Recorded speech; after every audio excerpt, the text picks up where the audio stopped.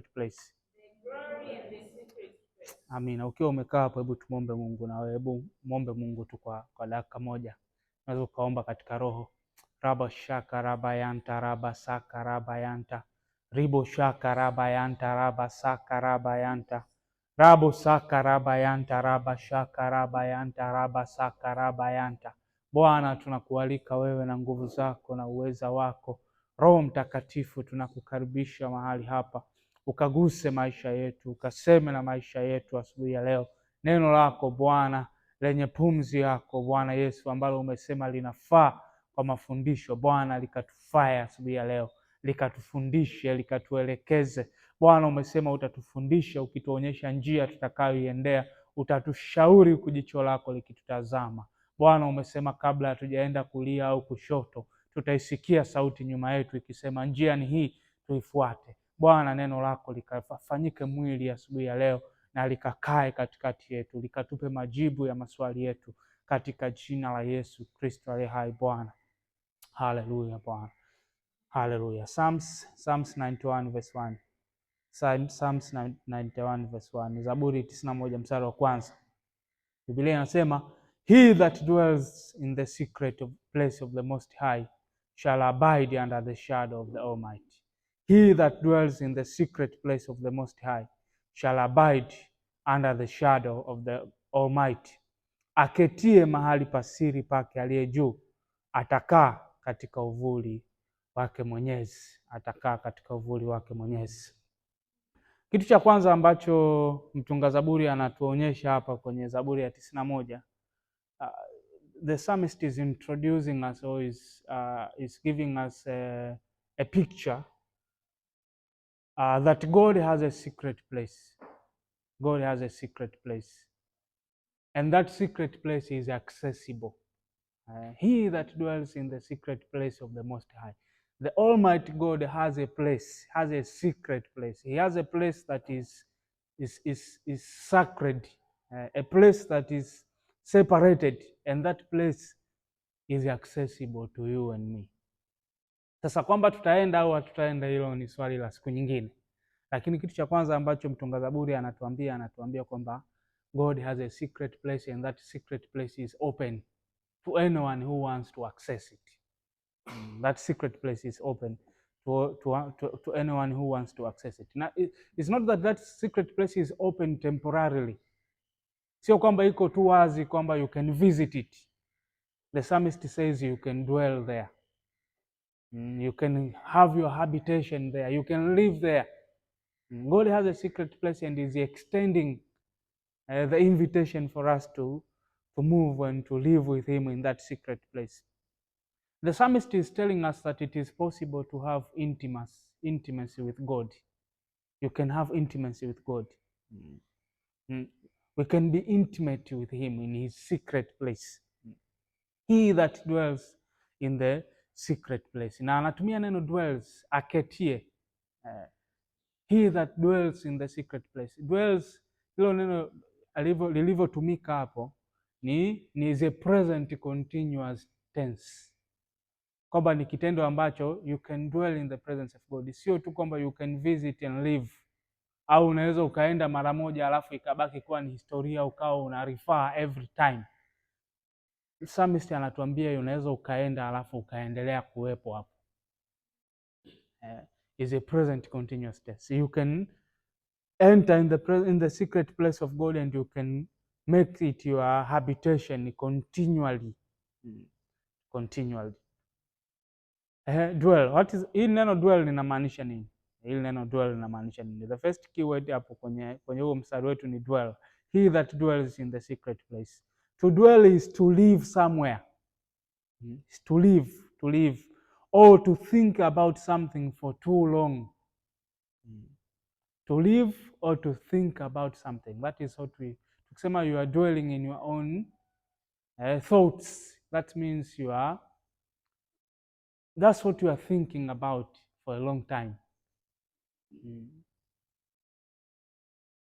Sasa to dwell in the secret place of God is to live.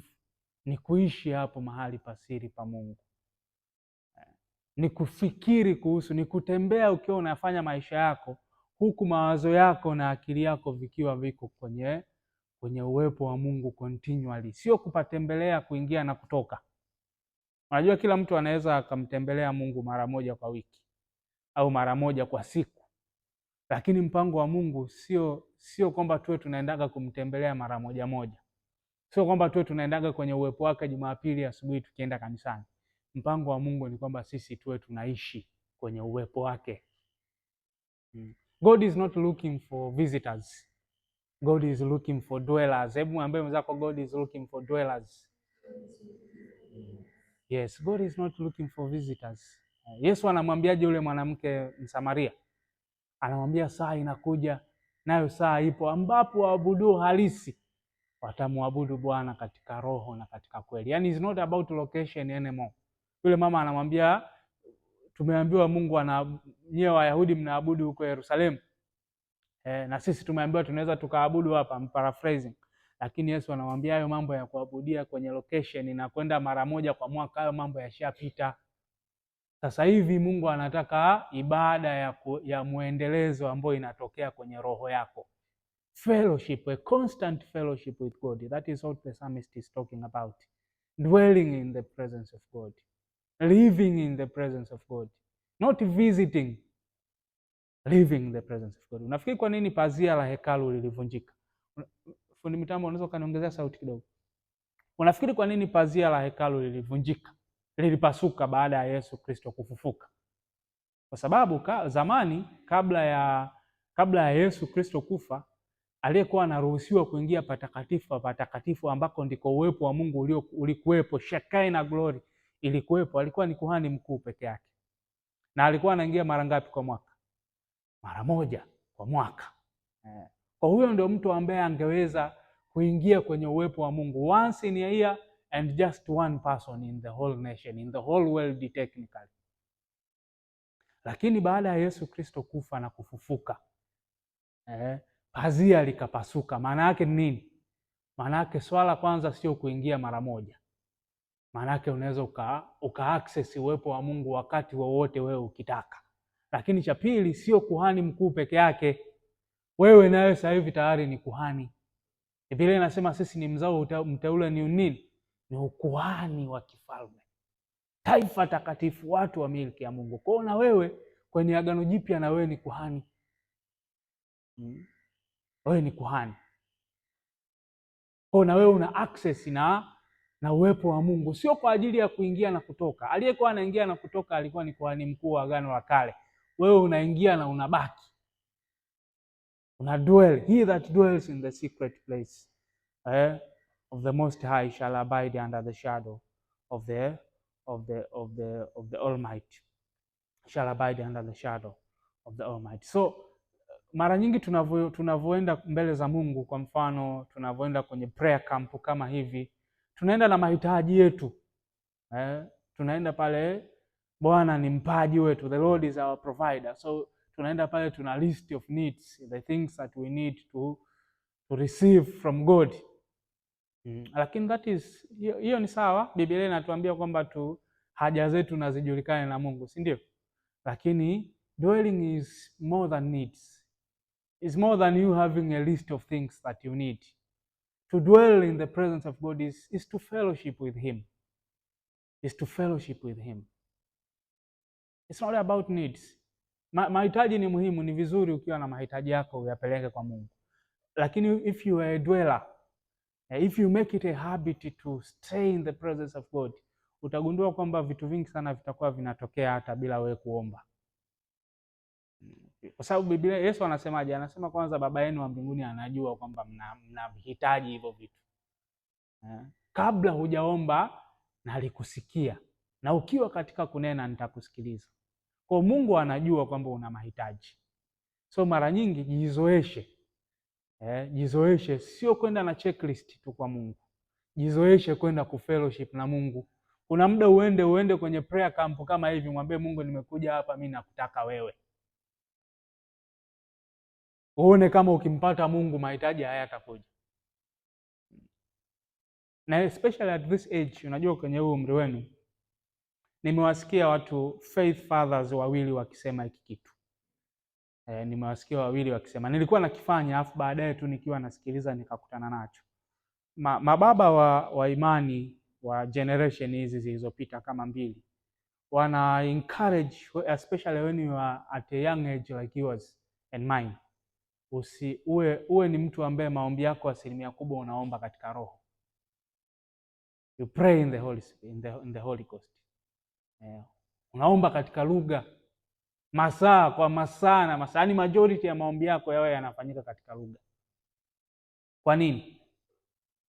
Yani mahitaji yako, yani kama vile 95% ya maombi yako unaomba katika roho, alafu mahitaji yako unakuwa unayachomekea tu katikati huko mara moja moja, hiyo 5% iliyobaki. Kwa nini? Kwanza, unajua mojawapo kati ya madhaifu ya mwanadamu ni kwamba sisi hatujui kuomba. Biblia inasemaje? Inasema maana hatujui kuomba itupasavyo. Lakini nani anayetusaidia kuomba kwa kadri anavyo ya mapenzi ya Mungu? Roho Mtakatifu. Natamani muwe active kidogo. Mmefunga? Lakini sasa hivi ni saa 2 tu. Kwamba yani ndio mfungo ushakolea hivyo saa 2 sasa hivi. Hebu muwe active kidogo. Mwambie mzako hebu tuwe active kidogo. Mkiwa active mtanisaidia kuvuta vitu. Huku ndani kuna vitu vingi Bwana ameviweka kwa ajili yenu. Visipotoka sio mimi.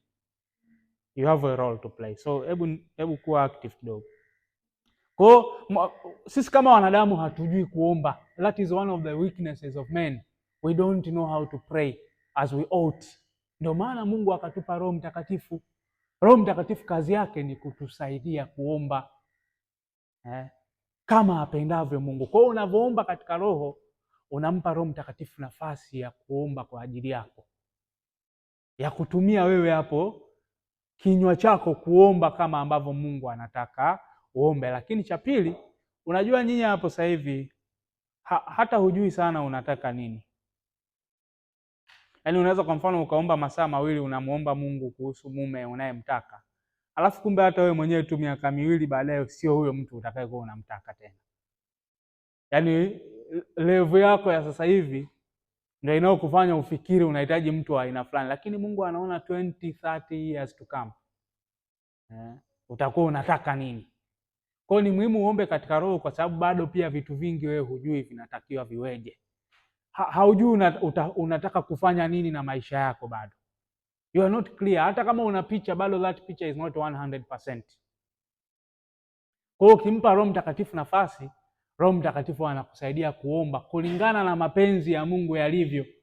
Sio leo tu, 10 years from now, 20 years from now, 30 years from now, 40 years from now. Roho Mtakatifu yuko huko kwa sababu hana limit ya muda wala ya physical geographical location. So it's good to pray in the spirit. Most of your prayers, pray them in the spirit. Ndio maana ni muhimu sana ubatizwe katika Roho Mtakatifu, so you can pray in the spirit. Mimi nimeshai kukaa years, yani ukiniambia niwe na mahitaji sio kitu ambacho nitakumbuka, lakini sijawahi kukwama mambo yangu yakakwama. I don't pray for needs, I just pray in the spirit. Naweza kwenda for a prayer retreat for 3 days, 4 days without any single need. No prayer point. I just naenda pale nakaa katika uwepo wa Mungu, naabudu, naomba katika roho. Baadaye Roho Mtakatifu anakuja, anaanza kuniambia vitu, naanza kuviandika. Anaanza kuilluminate my thinking, my imagination, anaanza kuniambia about the future. Kwa hiyo sijaenda na prayer point alafu naondoka na majibu ambayo yametoka kwa Mungu moja kwa moja. That is a dweller. That is a dweller. I'm not saying we should not have prayer points. It's good to have prayer points. Lakini I'm teaching you kwamba there is something better. Unatakiwa nyumbani kwa Mungu pawe ni kwako. Hivi unafikiri mimi sijui mahitaji ya watoto wangu? I know their needs. Kwa hivyo kama kila mara wakija wanakuja kuomba kitu, nikishawapa wanaondoka, wanasubiria wakishakuwa na uhitaji mwingine, that is not a sustainable relationship. Kwa hata Mungu pia hatupaswi. Mungu tunapaswa kuwa tunamtaka yeye. Mungu, mimi ninakutaka wewe. Yaani nikikupata wewe hata nisipopata vingine vyote ni sawa. If you make it like that, if you make it okay for you just to have God and God is enough, then kwa kuwa na Mungu utakuwa umepata kila kitu. Kwa make it a priority kukaa kwenye uwepo wa Mungu, to dwell in the presence of God. Hiyo ni sababu inayotosha kabisa kukuleta prayer camp. I just want God. I just want your presence and your power. I want your spirit to fill me and to baptize me. That's what I want. That's what I'm here for. That is what I'm here for. Hiyo hanga, hiyo desire. Yesu alisema, Biblia inasema ile siku ya mwisho, siku ya sikukuu, Yesu akasema kila mwenye kiu aje kwangu anywe. Kwa mwambie Bwana, mimi nina kiu tu na wewe. I want a relationship with you. I want a relationship with you. So he that dwells in the secret place of God. There's a secret place and God wants us to dwell. God wants us to dwell in that secret place. To dwell, kudwell ni kuishi, ni kutulia katika uwepo wa Mungu.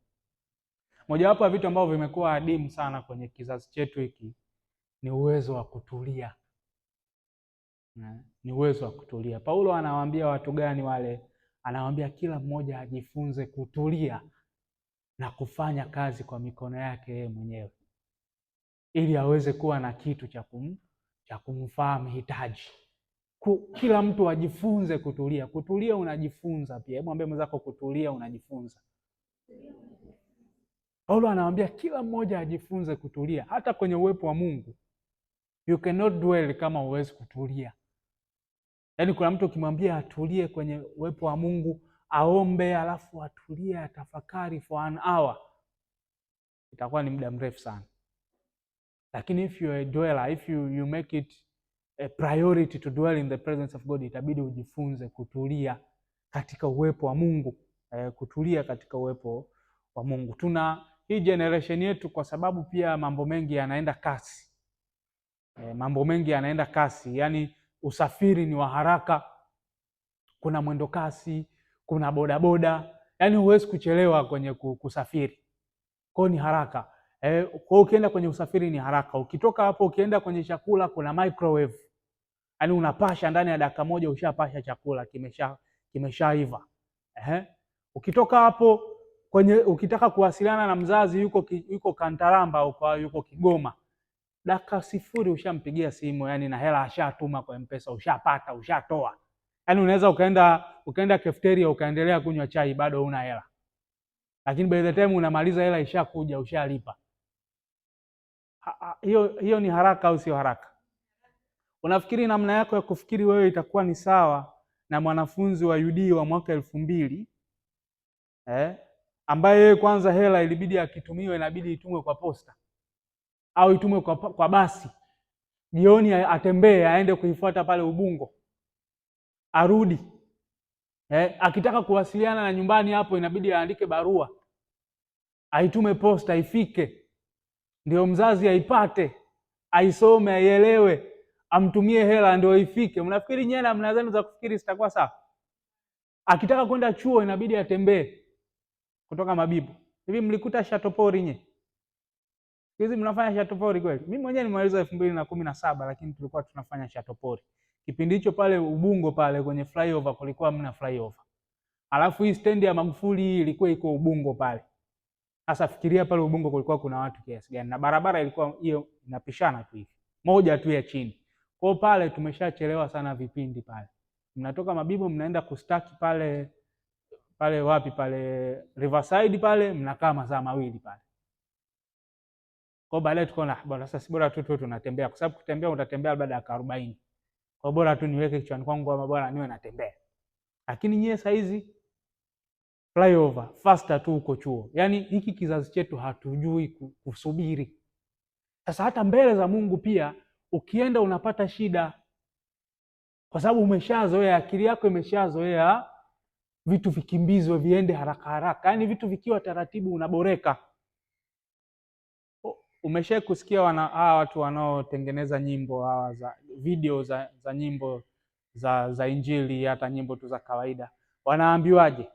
Wanaambiwa ili video iangaliwe na watu, changanya matukio mengi. Yaani hawa watu hawawezi kuangalia dakika moja anakuangalia umevaa nguo hiyo hiyo. Yaani badilisha nguo, badilisha location, piga sarakasi, weka watu wanaocheza, yaani wamchanganya, akiona hiki anaona hiki, anaona hiki, ghafla unashangaa ameangalia dakika 3 zimeisha. Lakini zamani hivi kwaya ya Uliankuru walikuwa wanafanyaje? Walikuwa wanachanganya malocation hizi, manguo, wanabadilisha nguo, wanafanya nini? Lakini watu walikuwa wanaangalia. Sasa maendeleo, mambo yamebadilika, lakini kwa Mungu hamna haraka. Mungu hachanganyi nguo wala videos. Kwa hiyo unavyoenda kwenye kuketi katika uwepo wa Mungu, yeye aketie katika uwepo wa Mungu, inabidi ujue kwamba kwa Mungu lazima utulie, ujifunze kutulia kwenye uwepo wa Mungu. Yaani upige magoti, unaomba katika roho for an hour. Mwili unakwambia bwana, hebu amka tu, ondoka tu sasa, hebu washa data. Mwambie hapana, hapa ni kuketi katika uwepo wa Mungu. Ujifunze kutulia. Unasoma Biblia yako, Biblia haibadilishi picha wala haichanganyi rangi, lakini unaenda chapter, unasoma, unafika katikati, unaendelea, unamaliza, unaanza chapter ya pili. Unajifunza kufanyaje? Kutulia kwenye mambo ya msingi. Unasikiliza mahubiri, video ya mahubiri, unaangalia for 1 hour, umetulia, unasikiliza. Siku hizi hata kupata attention ni kazi sana, ni kazi. Yaani tuna kizazi ambacho mtu akisikiliza mahubiri kwa saa moja, yaani anaona ameutendea mwili wa Kristo favor kubwa sana, kuweza kutulia for 1 hour anasikiliza neno. Lakini mtu huyo ukienda kwenye laptop yake unakuta ana series ina episode 20, kila episode ina dakika 40, na anaziangalia siku moja, na zikiisha anakasirika, anasema watu wanatoa nyingine lini? Halafu unashangaa kwa nini maisha yako jinsi yalivyo. Kwa kutulia, hatuwezi kusema wewe hujui kutulia. Mbona kwenye series unatulia? Hutaki hata mtu akuite, simu unazima. Mbona kwenye mpira unatulia? Kuna watu kwenye mpira hata haendi na simu, yaani hataki usumbufu wa aina yoyote, alafu unaenda kuiangalia timu yako inayofungwa. Lakini kwa Mungu ndio ujue kwamba hiyo ni is an attack. Kwenye vitu vya Mungu huwezi kutulia. Yaani huwezi kusoma Biblia dakika 15 usiwashe data, usifanye kitu kingine. Lakini kwa Mungu mtunga Zaburi anatuambia we have to learn to be dwellers, to dwell. Hebu mwambie mwenzako to dwell. Kudwell ni kuishi katika uwepo wa Mungu, ni kukaa katika uwepo wa Mungu. Unajua miili yetu ni dhabihu. Biblia inasema miili yetu ni itoeni miili yenu kuwa nini? Dhabihu iliyo hai, takatifu, ya kumpendeza Mungu. Sasa mwili wako ni dhabihu, afu ni dhabihu iliyo hai. Dhabihu iliyo hai.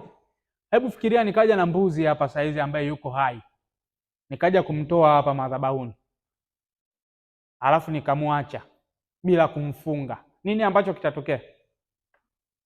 Ataondoka, si ndio? Dhabihu iliyo hai huwa ina tendency ya kutambaa na kuondoka madhabahuni, lazima uishikilie. Sasa hiyo dhabihu iliyo hai ni wewe, ni mwili wako. Lazima mwili wako ufundishe kukaa kwenye madhabahu ya Bwana.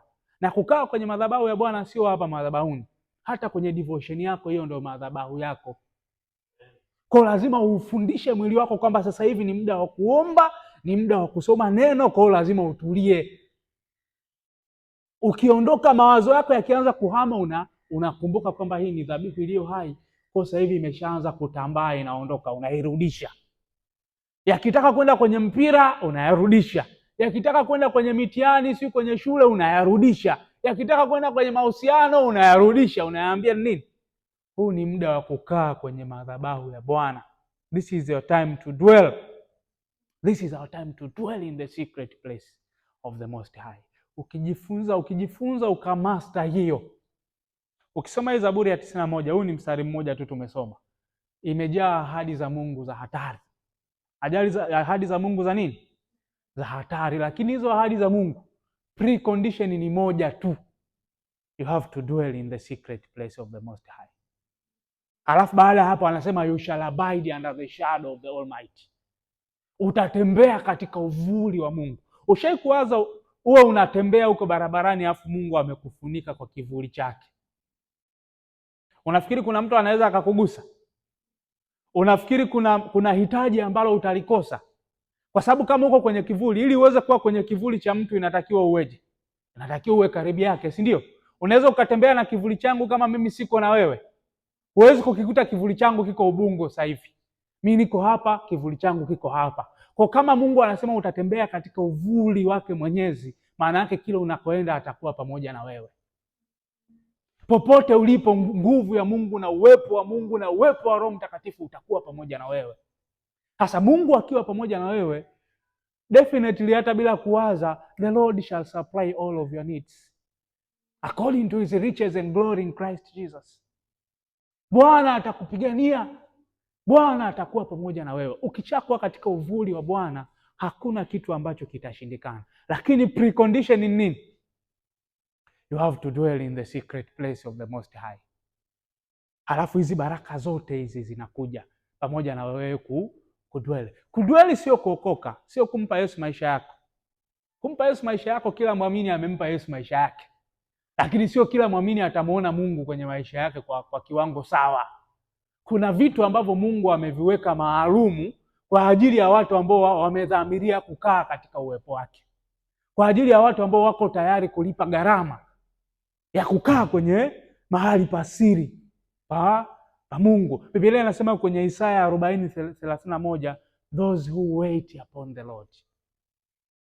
Those who wait upon the Lord shall renew their strength.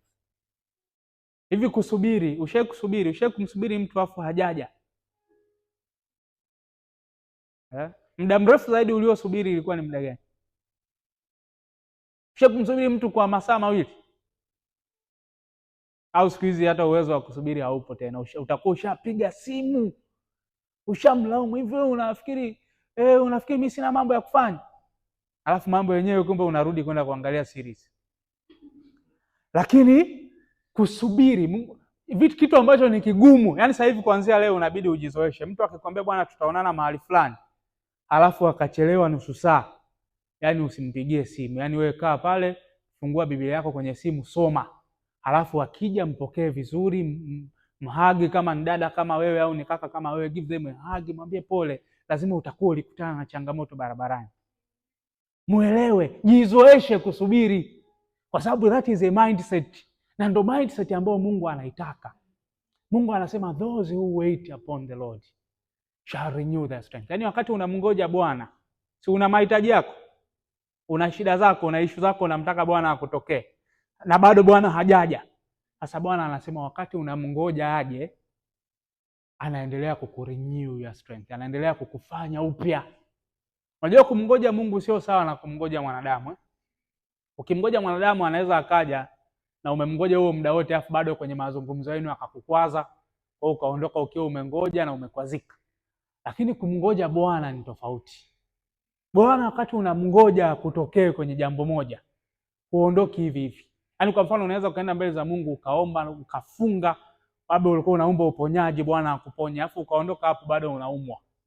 Lakini uponyaji, kile kitu kimoja ulichokitaka bado hakija manifest. Kimeshatokea katika roho, kwa sababu sisi ni watu wa rohoni, hatuendi kwa kuona. Lakini utatoka hapo ukiwa umejaa roho, umejaa nguvu. Roho Mtakatifu ameku revive, umepewa uhai mpya. Roho yako imepata uhai mpya, umepata ufunuo wa neno. Hizo zote ni benefits za kukaa katika uwepo wa Mungu, za kungoja katika uwepo wa Mungu. Kwa lazima tujifunze kusubiri, to dwell, to live in the presence of God. To live in the presence of God. Kwa jizoeshe, jifunze kutulia mbele za Mungu. Jifunze. Hii ni skill moja ambayo itabadilisha maisha yako.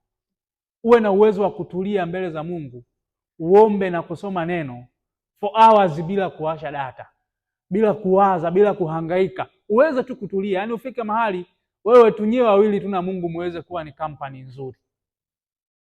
Uweze kwenda for a prayer retreat, ukae for 2-3 days bila kuwasha data, bila kuwasiliana na mtu yeyote, uko wewe na Mungu. He that dwells in the secret place of the Most High. Isaiah 26:3 anasemaje? Anasema you will keep him in perfect peace, he whose mind is stayed in you. Hebu sema, he whose mind is stayed in you. He whose mind is, you will keep him. That is a promise. God promises to keep you in perfect peace. Lakini what is the precondition hapo? You have to stay your mind in him.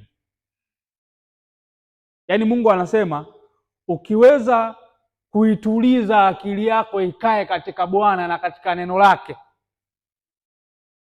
huku upande wa pili nini kitatokea? Amani ambayo ni kamilifu. If you dwell in the secret place of the Most High, that is, hiyo ni wewe unafanya. Mungu anasemaje huku upande wake atafanyaje? You shall abide under the shadow of the Most High. If you keep your mind in God, if you stay your mind in God, ukiishi katika Mungu na katika neno lake, anasema matokeo yake ni nini? Huku kutakuwa kuna perfect peace regardless of what is happening. Yaani unaweza ukawa boom limaisha, mahusiano yamevunjika, shule ngumu, unasapu, lakini unashangaa tu mbona huyu mtu ana amani kuliko sisi ambao tumefaulu? Mbona huyu ana amani kuliko sisi ambao ushakuwa na mtu tu ambaye yani you can throw anything to him na they are fine. Huyu anapaswa kuwa wewe kuanzia leo katika jina la Yesu. Yaani hakuna kitu cha kukuyumbisha.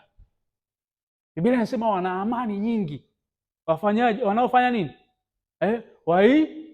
Shikao sheria ya Bwana na wala hakuna cha kuwakwaza. Hivi unajua shetani akishaona kwamba kila anachokutupia hakina matunda, baada ya muda anakuacha. Anasema bwana, huyu hapa tunapoteza rasilimali tu.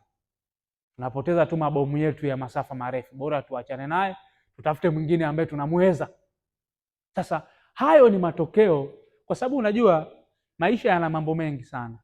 Yaani ukisema amani yako iwe inategemea what is happening, kila siku tu utakuwa umenuna. Ushakuwa na mpendwa ambaye kila siku tu kuna kitu kimemkwaza.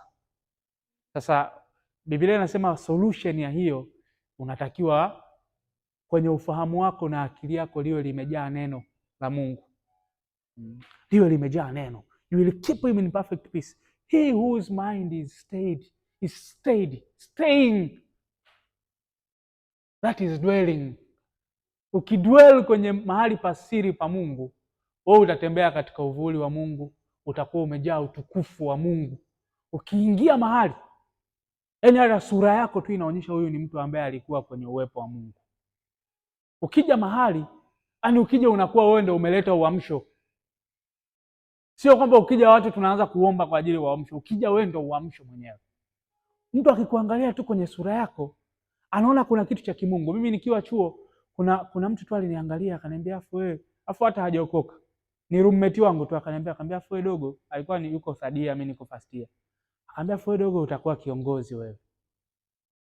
Jamaa mwingine akaniangalia akaniambia afu wewe unaonekana uso wako unaonyesha kama ni mtu mwenye neema. Hiyo ni matokeo ya nini? Ni matokeo ya uwepo wa Mungu. Ukiwa umefunikwa na uwepo wa Mungu. Musa alivyotoka mlimani, nini kilitokea? Utukufu wa Mungu ulikuwa umemfunika hadi wakashindwa kumwangalia usoni. Ikabidi afunikwe na utaji. Kwa ukiwa dada ambaye anakaa secret place of the Most High, wale wahuni wale ambao wanavaa milegezo hawezi hata kuwa na confidence ya kuja kuapproach. Sio dada umejaa roho, umeokoka, halafu tunakukuta kwenye maua pale Mabibo hostel jioni, uko pale unang'ata kucha. Alafu pembeni hapa kuna muhuni tu hata kuvaa hajui, yupo hapo ndo anakuimbisha nyimbo na wewe unamsikiliza. Utukufu wa Bwana haupo, hakuna utisho. Anatakiwa akikuona tu anakaa mbali, anakwambia dada habari, Mungu akubariki. Kwa nini? Kwa sababu kuna utisho wa kimungu. The glory of God. Biblia inasema wana wa Israeli ambao walikuwa hawataki kukaa na Mungu. Mungu alivyotaka kuja wakamwambia, Musa wewe nenda tu, sisi tutakusikilizaga wewe tu. Musa alivyokuja kutokea kwenye uwepo wa Mungu alishindwa kumwangalia usoni. The glory in the secret place. Lakini Musa alikuwa amefanyaje? Alikuwa ametoka kukaa siku 40 usiku na mchana, yuko kwenye wingu, yuko ndani ya wingu, yuko ana fellowship na Mungu. Kwa hiyo ukiwa mtu unayekaa kwenye uwepo wa Mungu, huwezi kuwa unahangaika, hata nguvu za giza haziwezi kukaa na wewe karibu. Kuna kipindi nilikuwa kwenye mfungo fulani wa muda mrefu kidogo, alafu nikatoka nje kwenda kumpokea mwanangu akiwa anatoka shule. Nimefika pale, kuna jamaa fulani pale mtaani, wale walevi ni mlevi, ana mambo mengi kwa hata mara nyingi waga hali ya afya yake ya akili inakuwa haiko sawa, lakini nikajisikia tu kumshuhudia. Kwa huaga namtoa, akiniomba 1000 2000 nampa. Leo nikasema hapana, hebu nakumbuka pale Yesu alivyowaambia wale watu, akawapa mikate leo, afu kesho wakamtafuta, wakapanda hadi boti wakaenda kumsaka hadi alipo. Afu alipofika akamwambia, Bwana umekuja lini huku? Akamwambia msimtani yenyewe.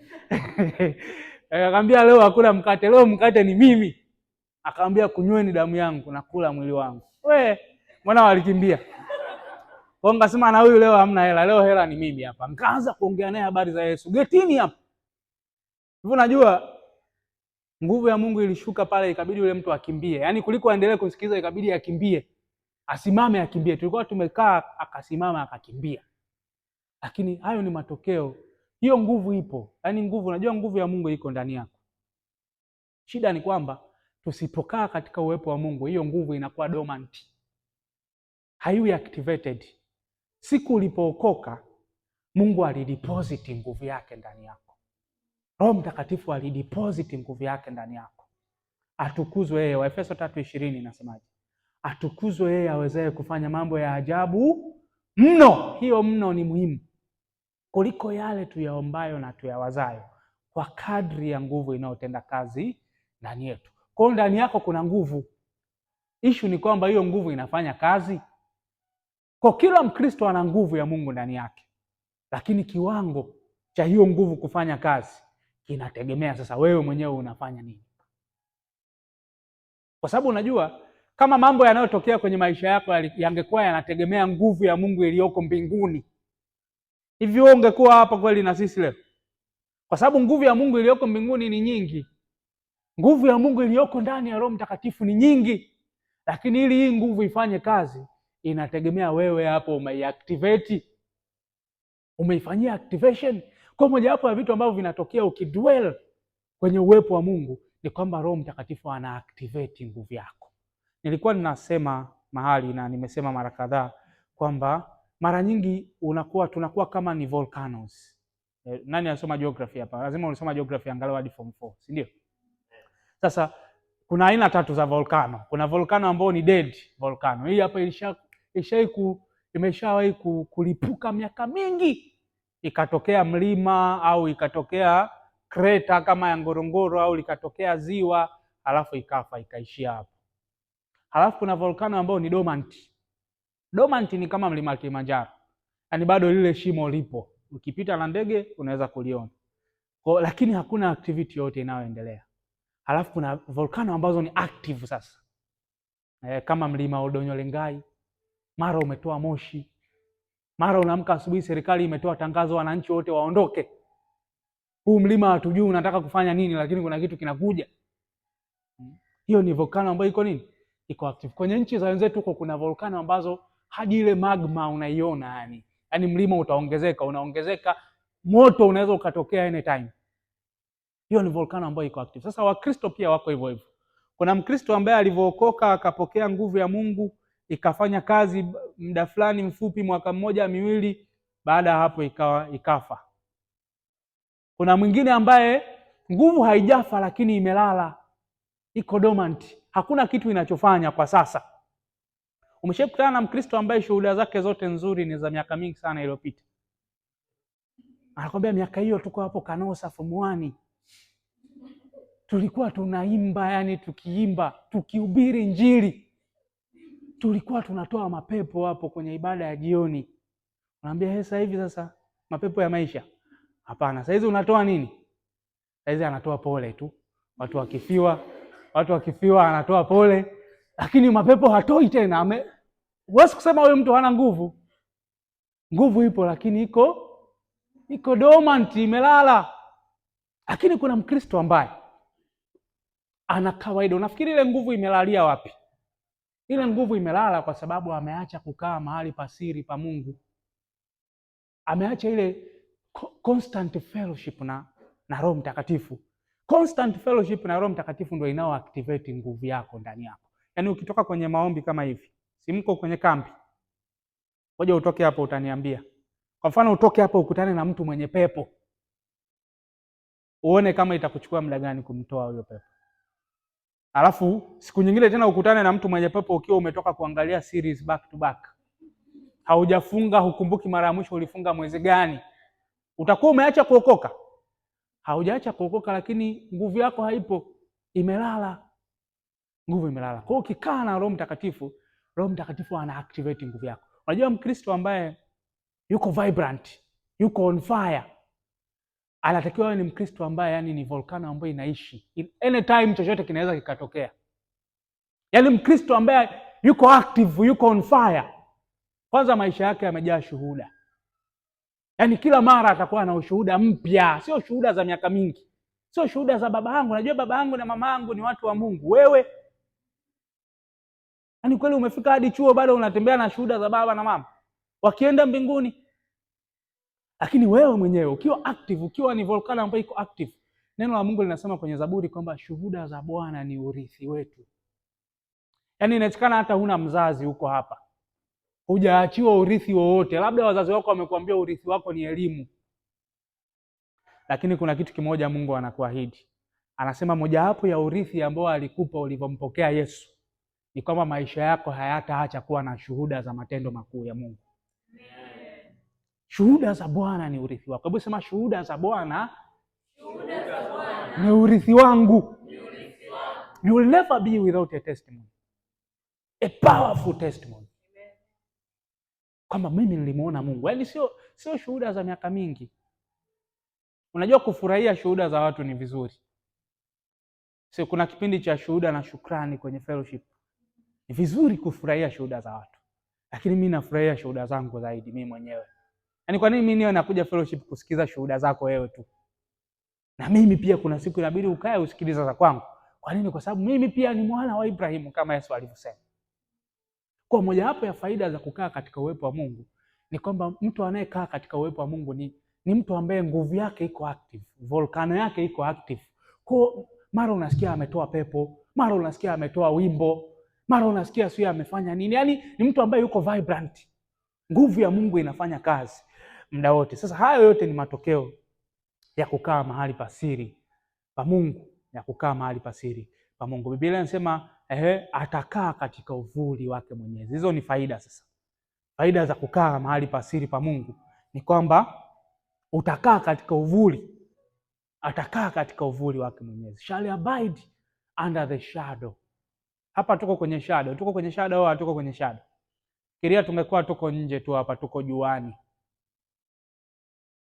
So we would be exposed to so many things. Kwa jua, kwa mvua, kwa baridi, kwa upepo. Yaani tungekuwa exposed, lakini Mungu anasema ukikaa mahali pasiri pa kwake, cha kwanza atakufunika kwa uwepo wake, kwa kivuli cha Mungu. Kwa kivuli cha Mungu. What does that mean? Hiyo inamaanisha uwepo wa Mungu utaenda pamoja na wewe. Uwepo wa Mungu utatembea pamoja na wewe. Na Mungu kutembea na wewe ni kitu kikubwa sana. Musa anamwambiaje Mungu kwenye Kutoka 33:16? Anamwambia uwepo wako usipoenda pamoja na sisi, usituchukue kutoka hapa. Kwa nini? Anamwambia maana itajulikanaje kwamba tumepata kibali mbele zako, mimi na watu wako, kama wewe usipoenda pamoja na sisi. Anamaanisha uwepo wa Mungu ndio kitu ambacho kitakutofautisha wewe na watu wengine. Yaani wote mnasoma kozi moja, wote mna GPA sawa, lakini kitakachokufanya wewe uwe tofauti ni uwepo wa Mungu ambao uko juu yako.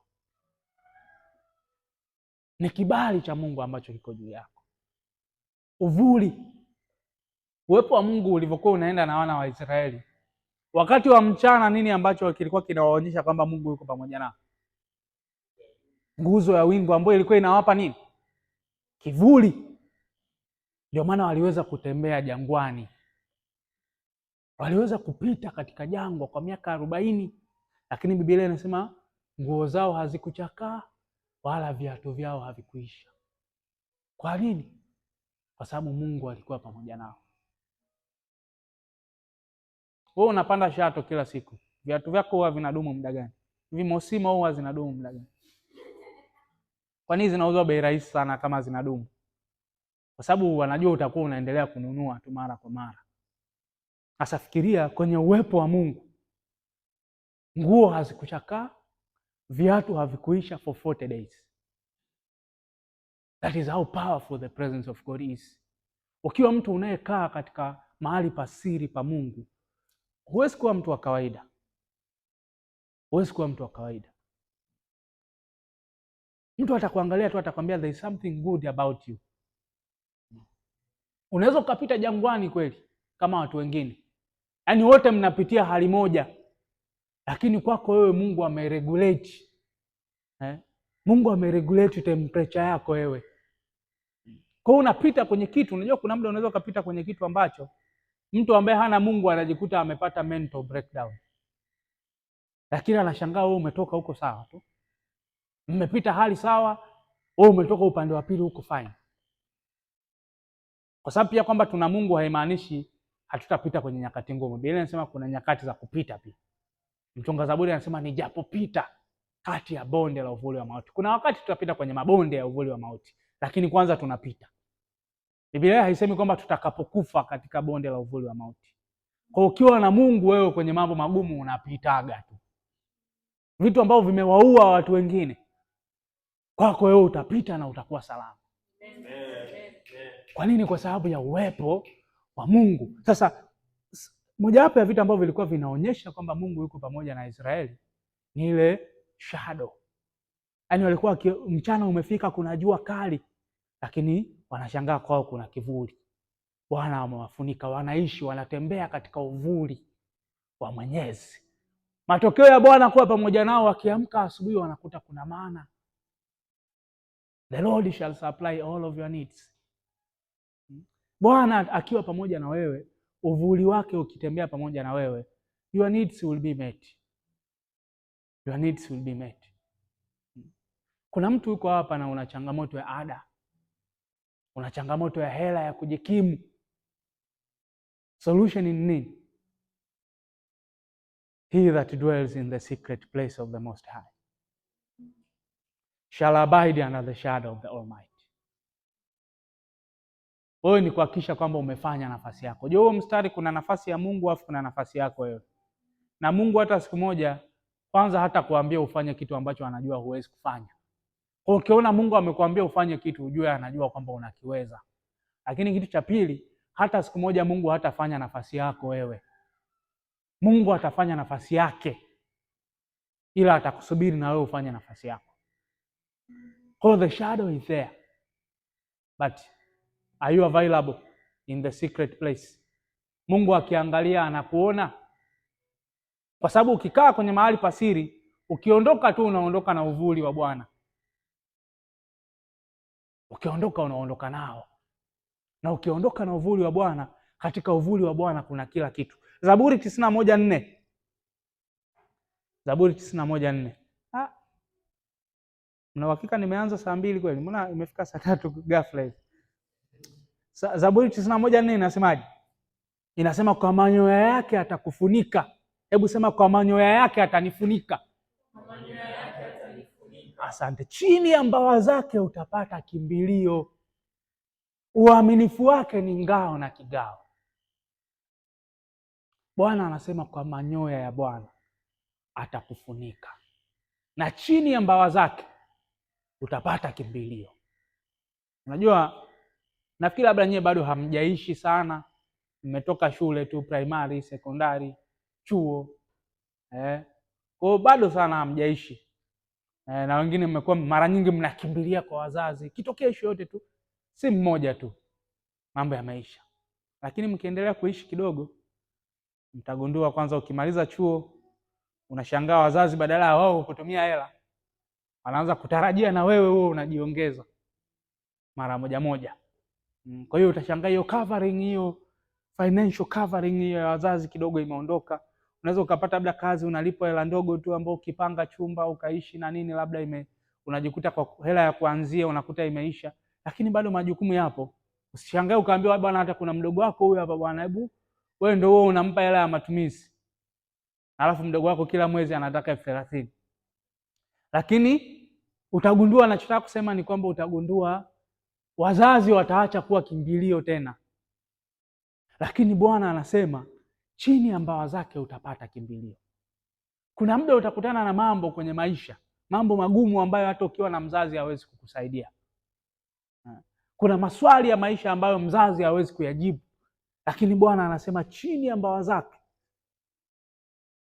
utapata kimbilio. Katika manyoya yake atakufunika. Sasa hivi vitu vyote anasema uaminifu wake ni ngao na kigao.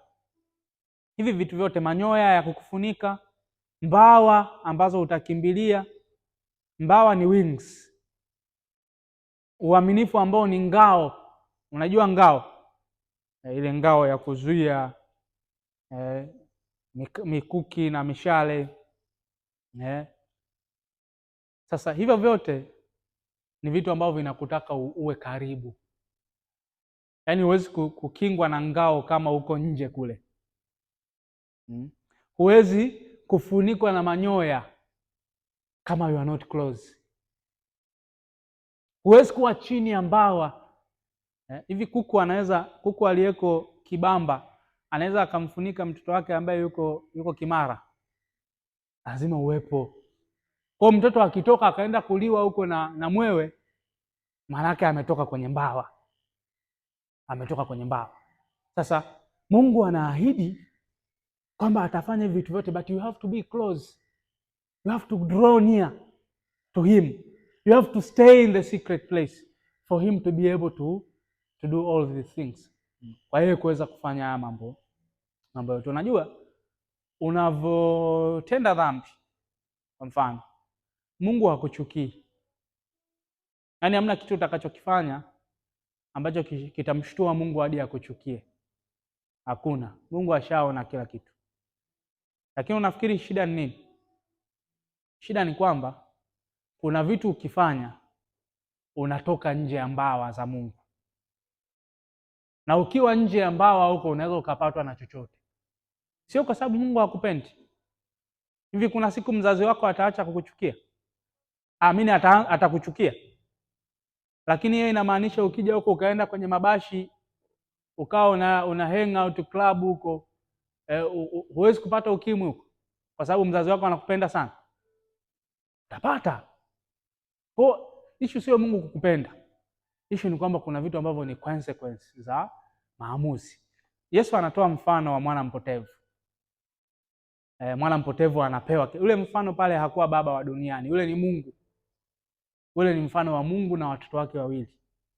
Mmoja ameondoka nyumbani, mwingine amebaki. Sasa yule mwana mpotevu aliyeondoka nyumbani, Biblia inasemaje kuhusu babake? Biblia inasema babake kila siku alikuwa anatoka nje, anaangalia barabarani, anasema labda leo mwanangu atarudi. Kwa sababu babake alikuwa anampenda, alivyoenda huko alikokuwa mambo yake yaliendelea tu kwenda vizuri. Mambo yake hayakuendelea kwenda vizuri. Na kule alikokuwa, Mungu ukiwa mbali naye anasikitika kwamba huko uliko unaweza ukapatwa na chochote. Unaweza hata ukafa. Sio kwa sababu Mungu hakupendi, lakini kwa sababu umeondoka. Umeondoka kwenye himaya ya Mungu. Unajua Mungu, katika vitu ambavyo Mungu ametupa, Biblia inavyosema tumeumbwa katika sura na mfano wa Mungu.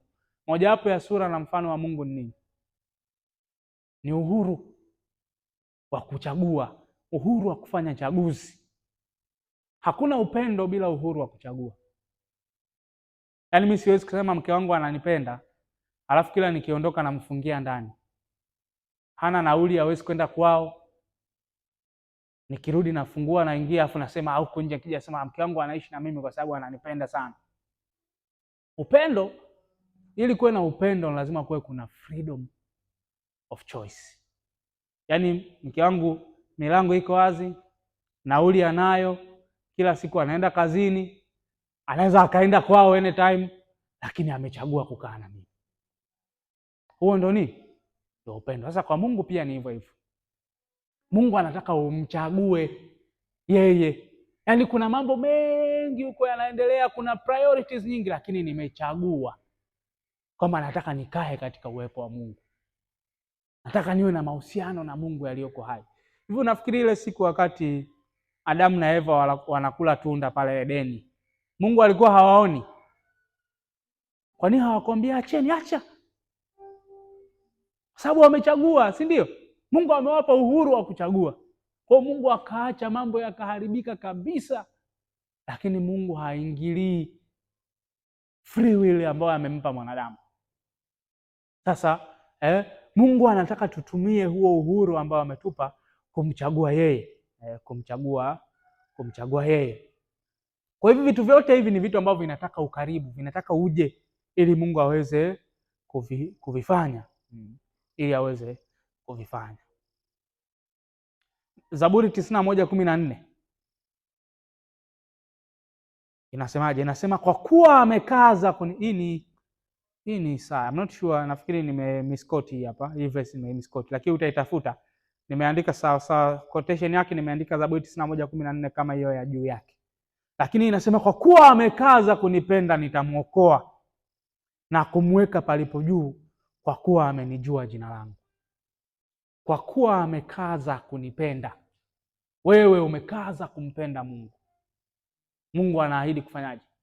Kukuokoa na kukuweka mahali palipo juu, kwa sababu umemjua jina lake. Mtu anayekaa kwenye mahali pasiri pa Mungu ni mtu ambaye kila akitoka hapo atakuwa na ideas za kimungu ambazo zitamfanya tu ataendelea kwenda juu. Unafikiri kwa nini neno la Mungu linasema tunaenda utukufu hadi utukufu, imani hata imani? Kwa sababu huwezi kukaa mahali pasiri pa Mungu alafu uendelee kuwa mtu wa chini. Ukikaa na Mungu, Mungu anasema kwa sababu umekaza kumpenda, atakuinua na kukuweka mahali palipo juu, mahali palipo juu. Kwa kazi yako hapa ni kumpenda Mungu, kuhakikisha umeketi mahali pasiri. Mengine yote ni Mungu anafanya, mengine yote ni Mungu anafanya kukuokoa. Unajua maisha yana hatari nyingi sana, maisha yana hatari nyingi. Juzi nimetoka safari na mke wangu na rafiki zetu wawili, ekapo na wao. Kwa hiyo tulikuwa wawili, mimi naendesha, niko na huyo rafiki yangu, alafu nyuma hapa amekaa mke wa rafiki yangu, alafu hapa pembeni amekaa mke wangu kwa nyuma. Tumefika wakati tunarudi, tuko Tanga huku. Sasa kabla hatujaenda hiyo safari, kama siku moja kabla, mke wangu alisensi tu kwamba there is a danger, kuna kitu kinakuja. Kwa akaamka akaomba, ilikuwa tunaondoka saa 11. Akaomba kuanzia saa 8 usiku hadi hiyo saa 10. Akapata amani, tukaondoka. Tumeenda tulikoenda huko, wakati tunarudi ile alfajiri yake, tulikuwa tunaondoka kurudi huko kama mchana. Kitu kaamka alfajiri saa 11. Tukaanza tu kuomba. Mimi nikaa naomba katika roho tu, nikaa siwezi kuacha. Kwa tukaomba hadi baadaye tukaona tumepata amani, tukaendelea. Sasa wakati wa kurudi, nataka nikuonyeshe jinsi ambavyo hiyo yote tuliokuwa tunafanya hapo ni nini? We were dwelling in the presence of God. Yaani hata kama Mungu anataka kukuokoa, atakuita wewe hapo. He will steer you up kuweza kusimama katika nafasi yako. Kwa hiyo yote mke wangu aliyokuwa anafanya na mimi tuliokuwa tunafanya pamoja ile asubuhi, tulikuwa tumerudi kwenye ngome ambako ni kwenye uwepo wa Mungu. As a habit, as a practice. Kwa hiyo tumeondoka, tumefika kwenye barabara hizi za Tanga hizi. Tuko speedy. Ghafla tu, kwa hiyo tulikuwa tuko hapa, afu mbele yetu kwa kuna gari nyingine. Hii gari mbele yake kukawa kuna lori. Sasa lile lori lilikuwa mbele, kumbe lilikuwa limeharibika, kwa hiyo lilikuwa limesimama. Kwa sisi tunakuja. Yule aliyekuwa mbele yangu, tumefika pale kwenye lori, akataka kuovertake. Ametaka kuovertake, ametoka tu, akaona kuna lori lingine linakuja sasa upande opposite. Kwa hiyo akarudi. Kwa ile kutoka na kurudi, mimi akawa amenipotezea hesabu tayari. Kwa hiyo ikabidi nishike breki, maana tuko speed, ili niweze kusimama nyuma yake. Nimeshika breki, nimekanyaga breki hadi mwisho chini. Gari hata kushtuka haishtuki. Yaani acha breki kushika. Yaani hata gari tu kushtuka ipunguze speed kidogo haishtuki. Tuko speed, pembeni huku kuna gari inakuja. Kwa hapa kuna lori limeharibika.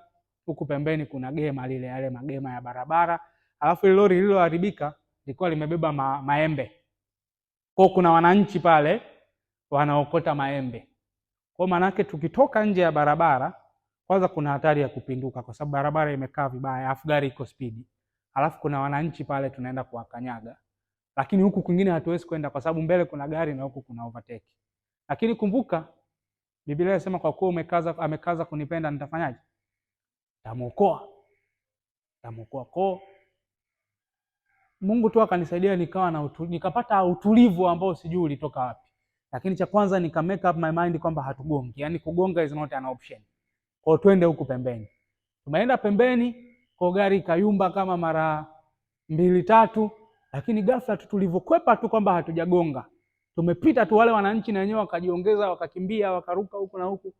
Tumepita tu ile, tumefika pale, breki zikarudi. Gari ikasimama. Kwa tukasimama, gari haikupinduka, hatukugonga, hatukukanyaga mwananchi yoyote.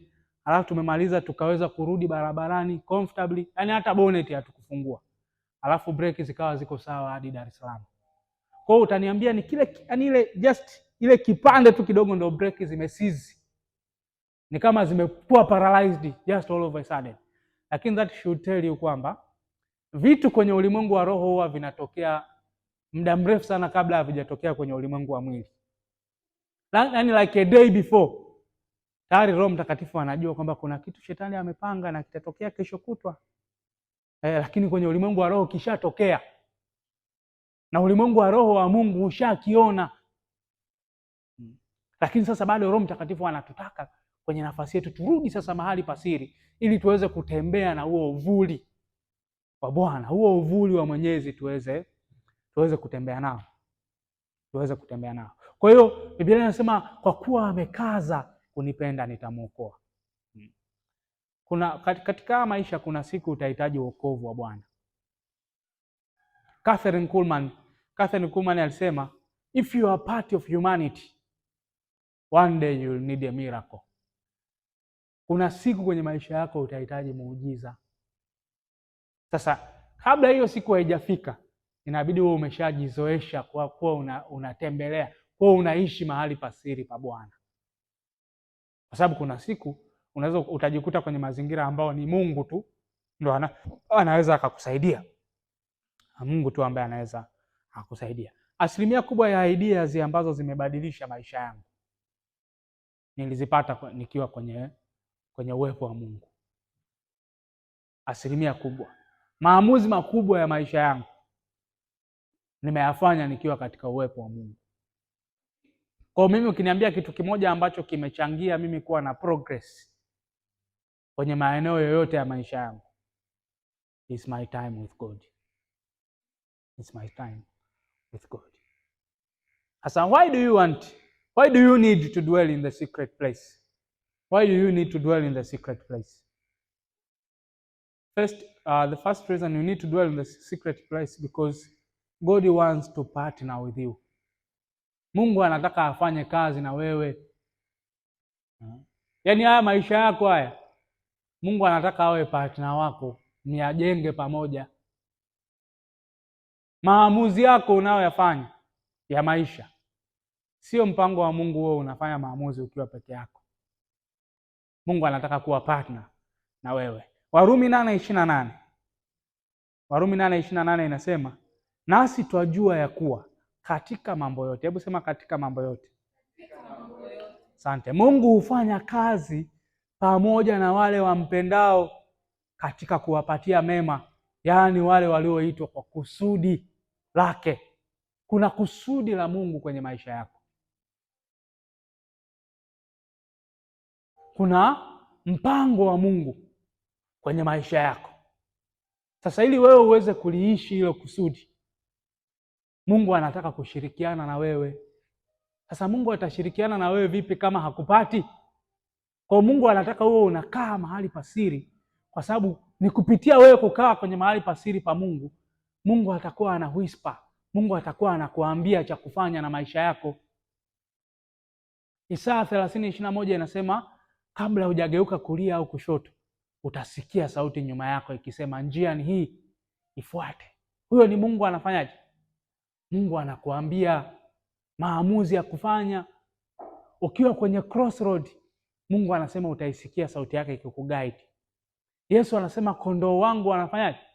Wanaisikia sauti yangu. Kwa hiyo kwenye new nature ambao Mungu amekupa, kwenye asili yako mpya, moyo mpya ambao Mungu alikupa ulipookoka, huo moyo una inborn ability ya kusikia sauti ya Mungu. Yaani ndani yake kuna nguvu ya asili ya kuweza kuisikia sauti ya Mungu. Lakini sasa tunaishi kwenye dunia ambayo ina kelele sana. Yaani kelele ni nyingi kiasi kwamba kuna muda inabidi mwili wako upunguze nguvu ili uweze kuwa na utulivu wa kuweza kuisikia sauti ya Mungu. Inabidi uje prayer retreat ili kutoe kwenye circulation yako ya kawaida ya siku. Ikikutoa kwenye movies, ikakutoa kwenye social media huko, ikakutoa kwenye muziki, ukija ukatulia, ndio utakapoisikia sauti ya Mungu kiurahisi. Biblia inasema pale kwenye kitabu cha Matendo 13, walipokuwa katika kufunga na kuomba, Roho Mtakatifu akasemaje? Akasema, nitengeeni Barnaba na Sauli kwa ajili ya kazi ile niliyowaitia. Walipokuwa katika kufanyaje? Kufunga na kuomba. Yaani ilibidi kuweza kuisikia sauti ya Mungu with clarity, inabidi upractice nidhamu za kiroho. Inabidi utoke kwenye kelele za dunia. Utoke kwenye mizunguko ya kila siku. Upunguze mwili wako spidi. Upunguze mwili wako nguvu. Kipindi fulani wanafunzi wa Mafarisayo wakaenda kwa Yesu na wanafunzi wa Yohana wakamwambia Yesu, sisi tunafunga na wanafunzi wa Yohana wanafunga. Kwa nini wanafunzi wako hawafungi? Yaani inawezekana wao wako kwenye mfungo, wanakutana na Petro wanatoka kununua mihogo. Kesho tena wanakutana naye tena wamebeba samaki. Jamani. Na Mafarisayo walikuwa wanafunga mara 2 kwa wiki. Lakini wanashangaa wanafunzi wa Yesu wanakula tu. Siku ya kwanza wanakutana naye wanakula. Siku ya pili wanasema hawa ni watu wa aina gani hawa? Wakaenda kumuuliza Yesu. Yesu akawaambiaje? Na paraphrase. Yesu anawaambia, sasa hivi nipo, bwana harusi nipo. Yaani niko nao hapa, nikiongea hata wakiwa wamekula wameshiba, nikiongea kwa sauti yangu hii ya mdomoni, wananisikia kwa sababu masikio yao si yako wazi. Lakini Yesu anasema saa inakuja, bwana harusi atakapoondolewa, na hapo ndipo watakapofunga. Yaani Yesu anamaanisha nini? Najua wewe na mimi ndio tunaishi sasa nyakati ambazo bwana harusi hayupo katika mwili. Yesu hayupo tena katika mwili. Sasa hivi hapa mimi huhitaji kufunga ili unisikie hapa ninavyoongea.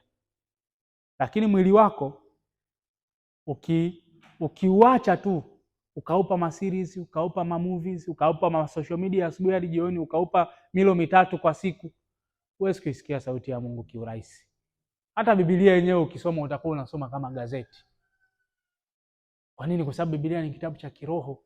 Kabla hujasoma inabidi roho yako iwe imeamka. Yaani wewe umepata muda, umeomba kidogo, umetafakari kidogo, alafu ndio nakuwa. Sasa Yesu anawaambia kuna kipindi kitafika, mimi nitaondoka katika mwili. Roho Mtakatifu ndo atakuwepo ndani yao. Sasa Roho Mtakatifu ili akiongea waweze kumsikia, itakuwa hapo sasa ndio watakapolazimika kuipunguza miili yao nguvu. Kuipunguza miili yao nguvu ili iweze kusikia. Ukiwa katika hali ya utulivu, ukiwa katika hali ya kuziishi nidhamu za kiroho, sauti ya Mungu itakuwa dhahiri zaidi kwako. Kuna mtu anajiuliza, mimi siwezi kuisikia sauti ya Mungu. Sauti ya Mungu ipo, yaani Mungu anaongea. Issue ni wewe tu kuanza kumsikia. Sasa unamsikiaje? Spiritual disciplines. Ukiwa mtu wa maombi, mtu wa mifungo, mtu wa neno, sauti ya Mungu itakuwa dhahiri kwako. Sauti ya Mungu itakuwa dhahiri. Utaisikia. Kwa Mungu anataka kupartner na wewe. God wants to partner with you. Imagine having God as a partner. Biblia inasema mawazo ya Mungu sio mawazo yetu, si ndio? Kama mbingu zilivyo mbali na hapa, ndivyo mbali kati ya mawazo yako wewe na mawazo ya Mungu. Sasa imagine wewe idea zako wewe unazitoa kwenye akili ya Mungu ambayo iko juu kiasi hicho. Utakuwa mtu wa tofauti sana. Utafanya vitu vitakavyopindua ulimwengu. you'll have ideas ambazo vitu utakavyovifanya vitakuwa ni vitu ambavyo sio vya kawaida, lakini the price now to pay ni wewe kuweza kutulia umsikilize Mungu. Jamaa mmoja anaitwa Graham Cook. Graham Cook, you can actually google him. Ni hawa watu wanao design ardhi, watu wanaofanya design za ardhi. Sasa alipewa kazi ya kudesign. Kuna mtu alikuwa na ardhi yake ambayo imejaa maji, yani ina maji mengi sana, kwa akawa anataka kudesign bustani. Sasa unajua maua hayawezi kupandwa kwenye maji mengi sana, maji ambayo hayakauki throughout the year. Kwa alivyopewa ile kazi, akasema hii kazi ni ngumu kwa sababu haya maji yametuama, lakini let me go and pray about it. Akaenda kuomba. Ameenda kuomba, ni Marekani. Mungu akamwambia, if you cannot change something, build a feature around it. If you cannot change something, build a feature around it. That is not a relationship advice. Sio ukatoka hapa una boyfriend wako ambao hataki kuokoka, afu unasema anshaambiwa if you don't want to change, if you cannot change something, build a feature around it. That is not what I'm saying. Yeye Mungu alimpa that revelation kwa ajili ya ardhi. Kwa hiyo kilichotokea ni nini? Ndio kwa mara ya kwanza Graham Cook akainvent bustani ambayo haihitaji kumwagiliwa. Yaani akaweza kubuild a garden around ile sehemu bila kuikutanisha na yale maji yaliyopo, halafu bila kubadilisha ile sehemu. That is, na siku ya kwanza ile garden ilitumia hela nyingi sana kuijenga. Lakini siku ya kwanza alivyoenda kuizindua, watu tu waliokuja, hela walizotoa na tenda alizopata ilikuwa ni mara nyingi sana zaidi ya investment ambayo alikuwa amefanya. Lakini hiyo idea aliitoa wapi? Aliitoa kwenye uwepo wa Mungu. Kitabu changu cha kwanza kinaitwa Mtu wa Tofauti. Hiki hapa ni sasa, hicho cha kwanza hakipo. Nilikiandika tena vizuri sasa baadaye ndio kikaja hiki hapa. Lakini nilikiandika nikiwa Sadia. Nilikuwa ninakaa hall 4 pale. Nikiwa tu kwenye maombi, wakati wa likizo tulienda mlimani kuomba na rafiki yangu for a few days. Tukiwa kwenye yale maombi, Roho Mtakatifu akanipa kwa nguvu sana idea ya kile kitabu Mtu wa Tofauti, na principles ambazo nitaziandika mle, ambazo mimi zilikuwa zimenisaidia kubadilisha maisha yangu. Kwa hiyo nikakiandika kile kitabu, ikatoka. Kilivyotoka sasa, kumbuka hapo mimi nilikuwa hata sijui kama mimi ni mwandishi, lakini nilikuwa nikikaa chini naona nikiandika, mbona hivi vitu viko powerful, mimi mwenyewe vinanifaa, vinanisaidia. Mimi ndo naongoza kwa kusoma vitabu vyangu, yaani vitabu vyangu navisoma, na saizi naweza nikakishika nikaanza kusoma kama vile sio mimi niliyeandika, na kikaanza kunihudumia na mimi.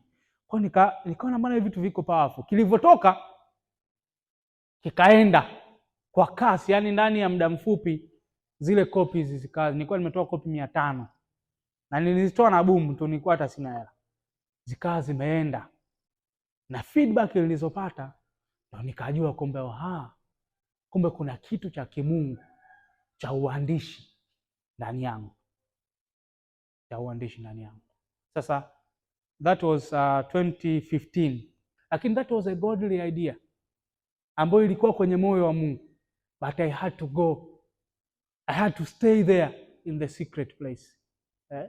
Siku hiyo tumeenda, hiyo ilikuwa ndio first time yangu mimi kwenda mlimani. Tuliomba for 4 days, tulikuwa tunakunywa maji tu juu kwenye minara ya simu Arusha kule. Siku ya mwisho ile tulienda Jumatatu, after tulikuwa tunashuka, nafikiri ilikuwa Ijumaa asubuhi, ikanyesha mvua ya hatari. Kwa hiyo maji ni umefunga afu umenyeshewa, afu kushuka unashuka kwa miguu. Kwa hiyo tulikuwa tunaporomoka ile, unaanguka unaamka, lakini ndani yangu I had a godly idea. A godly download. Je, ukiwa katika uwepo wa Mungu, ndio Mungu anakupa heavenly downloads. Anakupa mawazo ya kimungu ambayo ukifanya, unajua hakuna mtu ambaye ana hekima inaweza ikashindana na hekima ya kimungu. Biblia inasema mfalme alipoongea na wale vijana akagundua kwamba ni bora mara ngapi? Mara 10. Ubora mara 10 walitoa wapi? Considering kwamba they were teenagers. Walikuwa ni vijana wadogo, na wapo wanashindanishwa na wachawi na waganga na wasoma nyota ambao pia ni watu wazima. halafu wameishi Babeli. Babeli ilikuwa kama Marekani ya kipindi hicho. Wana exposure, lakini bado mfalme alivyoongea nao akagundua these ones are 10 times better. Where did they get that from? The wisdom of God. Hekima ya kimungu.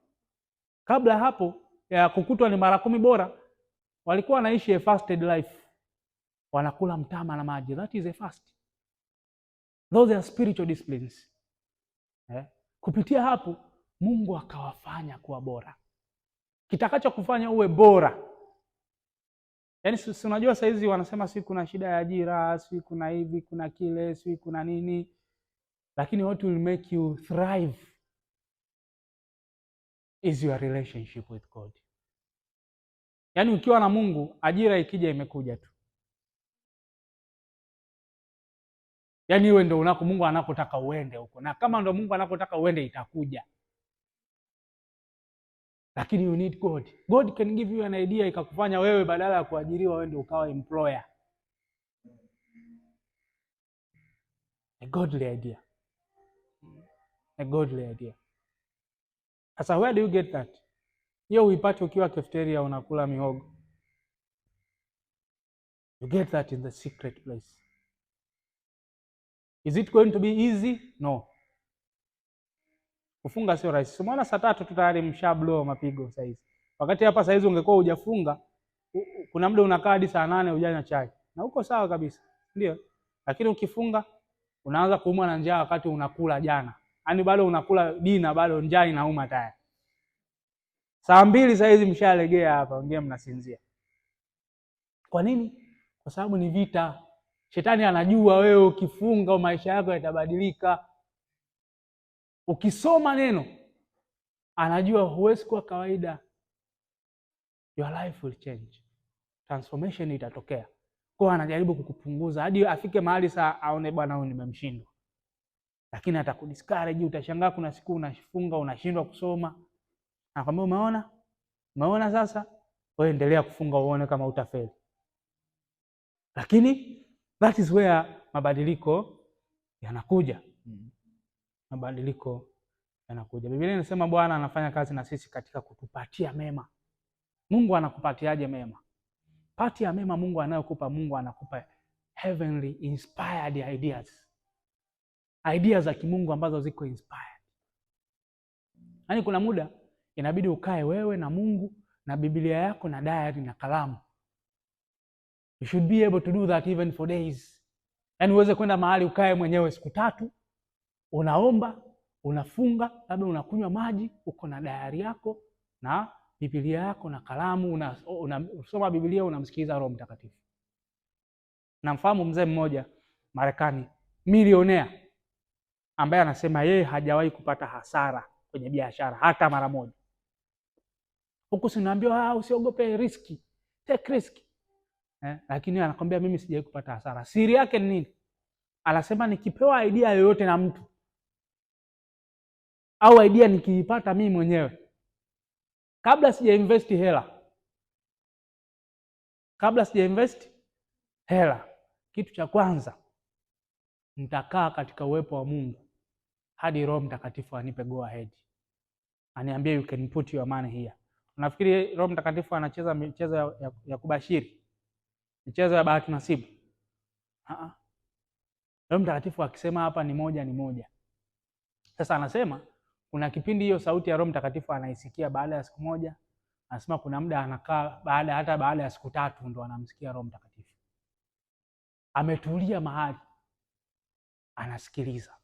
Alafu ukikutana naye anapata faida tu, unasema huyu jamaa ana bahati. Huyu jamaa anasoma vitabu. Kusoma vitabu ni muhimu.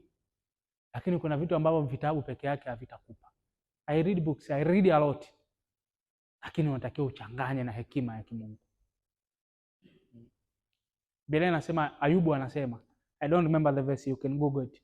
Lakini Ayubu anasema, nilipokuwa katika siku za kukomaa kwangu, hapo siri ya Mungu ilipokuwa katika hema yangu. When I was in the days of my youth, when the secret of God was upon my tabernacle. Sasa unaweza kukutana na Ayubu tu pale Ayubu sura ya 1. Biblia inamuongelea kama mtu tajiri sana katika nchi ya Usi, mmoja aliyemcha Mungu na kuepukana na uovu. Halafu usijue kwamba Ayubu alivyokuwa kijana alikuwa anafanya nini. Unaweza kufikiri hivyo vitu aliamka tu asubuhi akawa navyo. Lakini Ayubu anasema kwenye kipindi cha ujana, akiwa kijana kama wewe, kilichompa utajiri ilikuwa ni nini? Alikuwa anazijua siri za Mungu. Anasema when I was in the days of my youth. Biblia ya Kiswahili inasema katika siku za kukomaa kwangu, hapo siri ya Bwana ilipokuwa katika hema yangu. Ukizijua siri za Mungu, sio za kuambiwa, za wewe mwenyewe kupata revelation, there is no way utakuwa mtu wa kushindwa. Yesu anawaambiaje wanafunzi wake? Anaambia ninyi mmepewa kuzijua siri za ufalme. Yaani wewe you have access to the secrets of God. You have access to the secret place of God. Lakini having access is one thing. Kwenda is another thing. Kuwa na access ya siri za ufalme wa Mungu ni kitu kimoja. Kuzijua sasa hizo siri za ufalme wa Mungu na chenyewe ni kitu kingine. Unajua baba yako anaweza akawa na millions of money, lakini access sasa unayo. Kwa Ayubu alikuwa anazijua siri za ufalme wa Mungu. Ayubu huyo anasema I have treasured your word more than my daily bread. Neno lako nimelipa umuhimu kuliko chakula changu. Yaani ukimpa Ayubu chakula na neno la Mungu, anachagua neno la Mungu. No wonder he was that successful.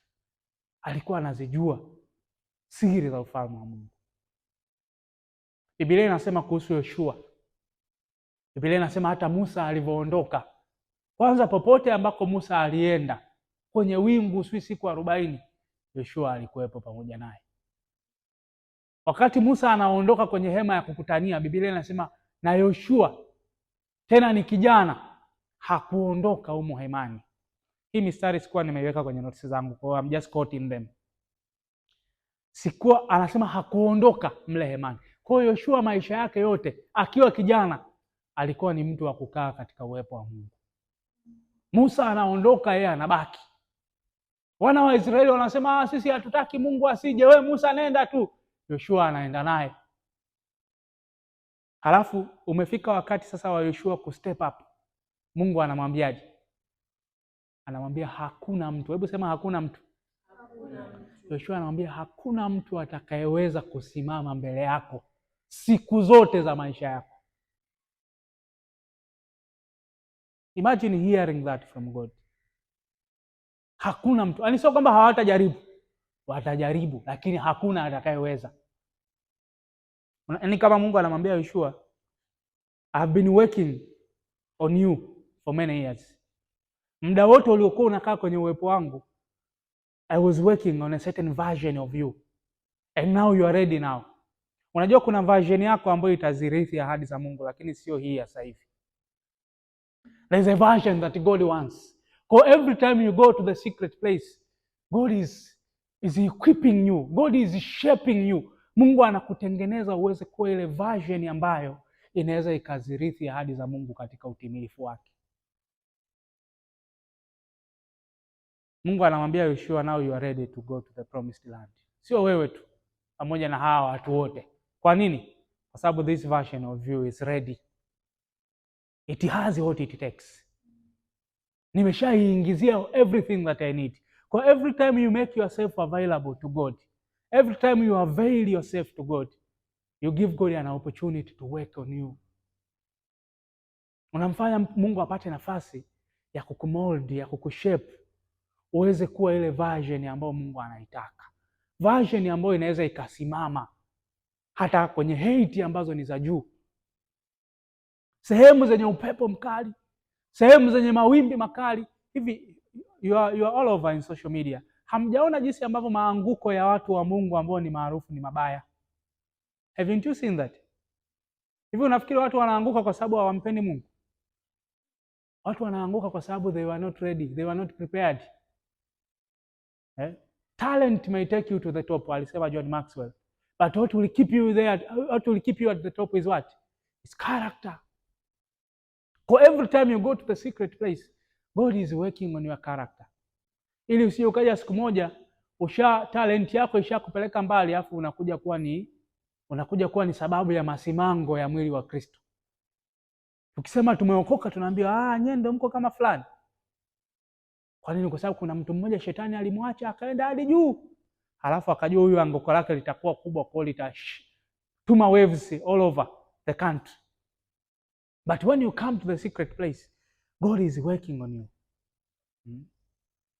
Mungu anaingiza softwares, ana install software ndani yako, anakuongezea ability ya kuweza kuwithstand, ya kuweza kukabiliana na dhoruba, ya kuweza kukabiliana na majaribu. Ana sharpen your character, your ability to say no, your ability to persevere. Sasa kuna mtu hapa sasa hivi kusema no tu kwa chakula, yaani inabidi kiongozi wa fellowship atangaze hiyo wiki, na hapo anamuandaa tu kwa ajili ya kufunga Ijumaa masaa 12. Unafikiri wewe uje kukutana na mbunge au waziri anakutaka, utasema no wewe? Anakupa access. Unajua majaribu ya shetani ni yale yale tu. Biblia inasema shetani alimuonyesha Yesu milki yote ya ulimwengu kwa muda gani? 1 minute. Halafu akamwambiaje Yesu? Anamwambia ukiniabudu takupa hivi vyote. Yesu alimwambia shetani muongo, wewe hivi sio vya kwako. Alimwambia hivi? Haukuwa uongo. Na majaribu ya shetani ni hayo hayo. Atataka umwabudu, ukiniabudu takupa access. Sasa kama huwezi kusema hapana hata tu kwa distraction, huwezi kusema hapana hata tu kwa chakula, unajua hata uwezo wa kusema hapana unaujenga ni muscles. Ukiwa mwaminifu kwa vidogo utakuwa mwaminifu pia kwa vikubwa. Unaanza taratibu.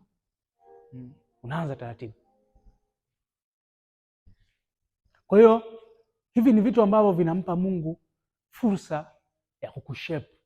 Unajua kwa umri wenu wewe unatakiwa uwe mwembamba sana kwa sababu ya kufunga. Unatakiwa ni mtu amefungwa, hadi hujulikani unakulaga lini.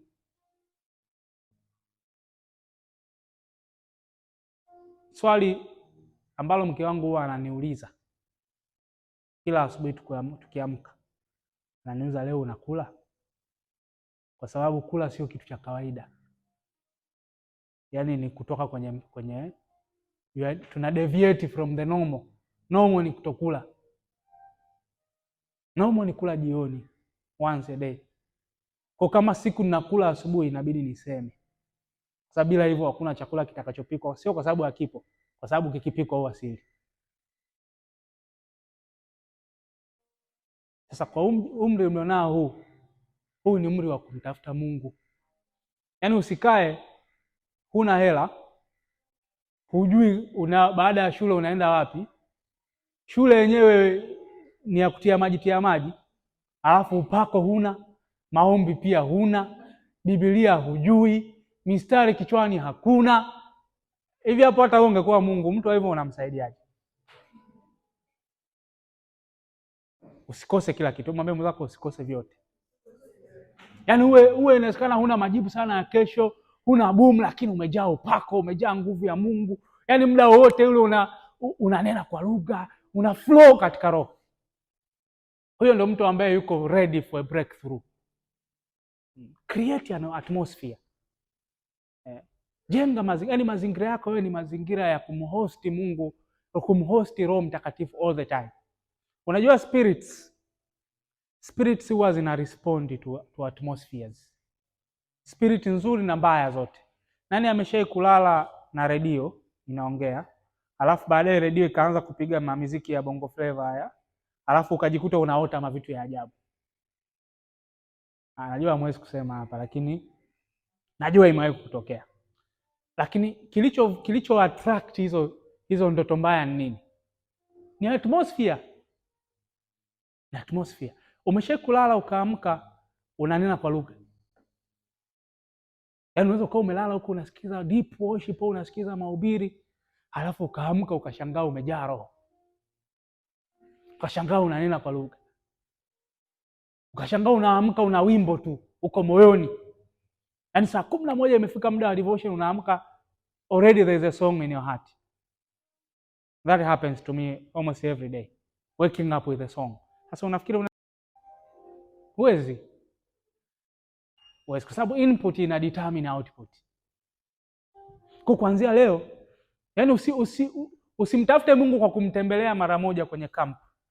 Make it your habit. Listen to sermons. Sikiliza mahubiri, sikiliza Biblia ya sauti, tembea huku unaomba katika roho. Nena kwa lugha yani all the time. Ukiwa una move kutoka venue moja kwenda nyingine, pray in tongues. Pray in tongues. Create an atmosphere. Yani uwepo wa Mungu huo una hosting the presence of God. Unajua tuna kizazi ambacho hakiwezi kukaa na nguvu ya Mungu hata kwa masaa 24.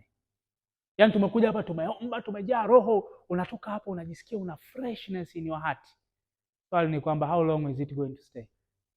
Ukitoka hapo ukaenda ukapiga series moja, episode 3 tu, kwisha. Unataka tusubirie mwakani tena uje kuanza moja. Unafikiri kwa nini hatupigi hatua? Sababu kila siku tunaanza upya.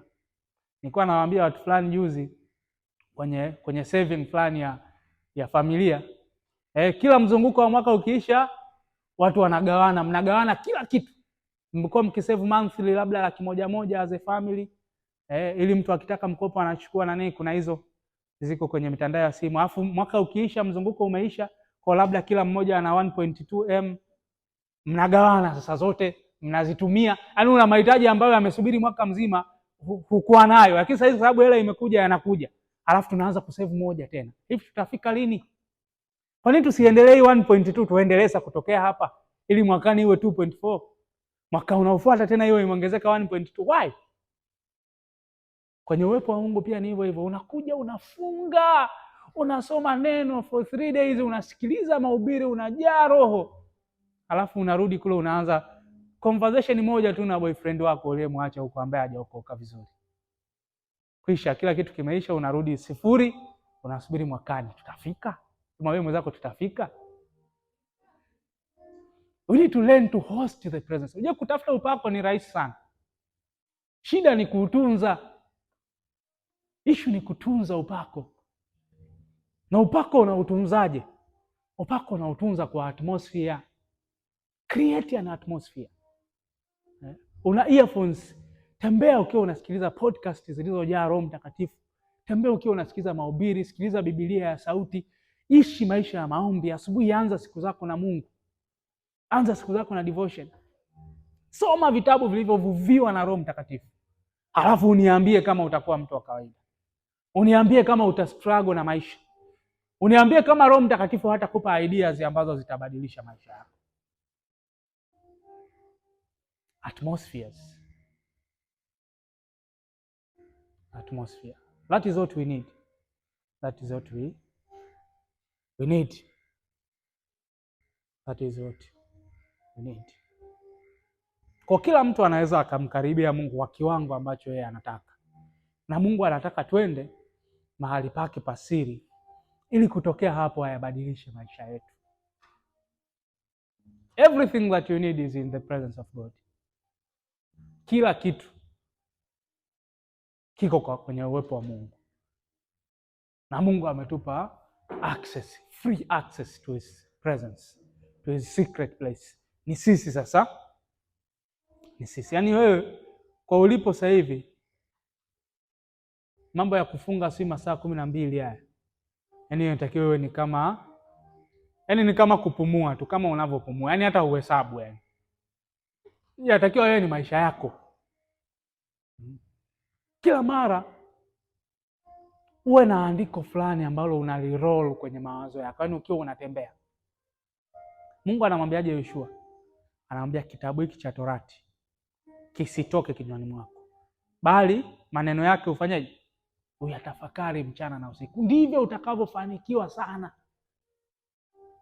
Kama unataka kufanikiwa, learn to memorize and to meditate on the word of God continually. Yaani asubuhi ukiomba ukasoma neno, kuna mstari tu ambao utasema na wewe, ambao kama utajump hapo kutokea kwenye Biblia, huo mstari uroll kwenye mawazo yako, tembea nao, uchukue. Mimi huwa na ukopi na upesti na group la WhatsApp moja, niko peke yangu, naekaga vitu vyangu ambavyo Mungu anaongea na mimi, kwa hiyo nauweka pale, nitatembea nao. Ndio maana unaona nikihubiri naweza kukoti mistari kutoka kichwani. Kwa nini? Kwa sababu I meditate on them. Meditate on scriptures. Huo mstari uangalie hadi ukae, hadi uingie moyoni, hadi uzame. Meditate on scriptures. Heri mtu huyu anayeenda katika sheria ya haki, Zaburi sura ya 1. Wala hakwenda katika njia ya wakosaji, bali sheria ya Bwana ndio impendezayo, na sheria yake anafanyaje? Anaitafakari mchana na usiku. Naye atakuwa kama nani? Kama mti uliopandwa kando kando ya vijito vya maji, uzao matunda yake kwa wakati wake, wala jani lake halinyauki, na kila alifanyalo litafanikiwa. Hivi unaona mafanikio yanavyotajwa mara nyingi. Kwa Yoshua yapo, hapo yapo, kwa Ayubu yapo, lakini common denominator ni kutafakari neno. Kutafakari. Ukiwa mtu anayetafakari neno, kuna preconditions. Hivi unajua, unafikiri ingekuwa ukiokoka tu umemaliza. Hivi unafikiri kuna Mkristo ambaye hataki kufanya vizuri? Kwa nini hatufanyi vizuri? There are principles, na hizo principles ndio ambazo Mungu anatufundisha asubuhi ya leo. Ndio hizo ambazo Mungu anatufundisha asubuhi ya leo. Kwa there are preconditions. Kwa mtu wa kutafakari neno. Kwa mujibu wa tafiti, vijana wa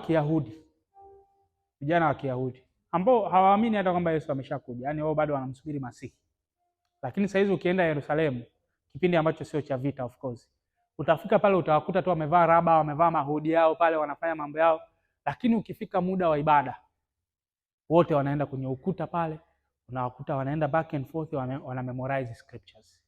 Wana memorize nini? Wana memorize Old Testament tu. Lakini kwa kukariri tu Old Testament, kwa mujibu wa tafiti, vijana wa Kiyahudi ndo wana the lowest rate ya divorce, ndo wana the lowest rate ya mental instabilities, ndo wana the lowest rate ya suicide. Chochote kibaya ndo wana the lowest rate ya depression. Chochote kibaya kiko kwa level ya chini sana kwa vijana wa Kiyahudi. Kwa nini? Sababu ya scripture. Sasa hiyo ni hata hawana ufunuo kamili wa Yesu Kristo. Imagine wewe ambaye una hadi nyaraka za Paulo, una maneno ya Yesu Kristo mwenyewe, halafu uyafanye kuwa sehemu ya maisha yako. Yaani inabidi ujae neno kiasi kwamba watu wakikuona hawaelewi kwamba ni wewe au ni neno limepita. Watu wanasema, "Jamani, nimemwona neno akipita hapa." Kwa sababu umejaa neno, yani muda wote. Kuna kipindi mimi rafiki zangu anauliza, "Hivi wewe huwezi kuongea bila kusema maandiko?" Ndio nikagundua kumbe kwenye sentensi zangu huwa nazimalizia na maandiko. Kuna mtu ambaye yeye kiunganishi chake kwenye kila sentence ni mwanangu. "Oh, unajua mwanangu? Oh, mshikaji wangu." Sasa badala ya mshikaji wangu, yani wewe kama ni mfano ujikute tu umesema mfano wa andiko, kama ni sentence wewe ujikute umesema sentence ya sentence ya Yesu aliyosema, kwa sababu ndio kilichojaa ndani yako. Ndio kilichojaa ndani yako. Scripture meditation. So roll scriptures in your mind as you go about your business. Ukiwa unatembea, ukiwa kwenye shato, ukiwa chuo unatembea, ukiwa umekaa kwenye kimbweta, roll scriptures in your mind. Hiyo sio rahisi, lakini kwani umaskini ni mrahisi?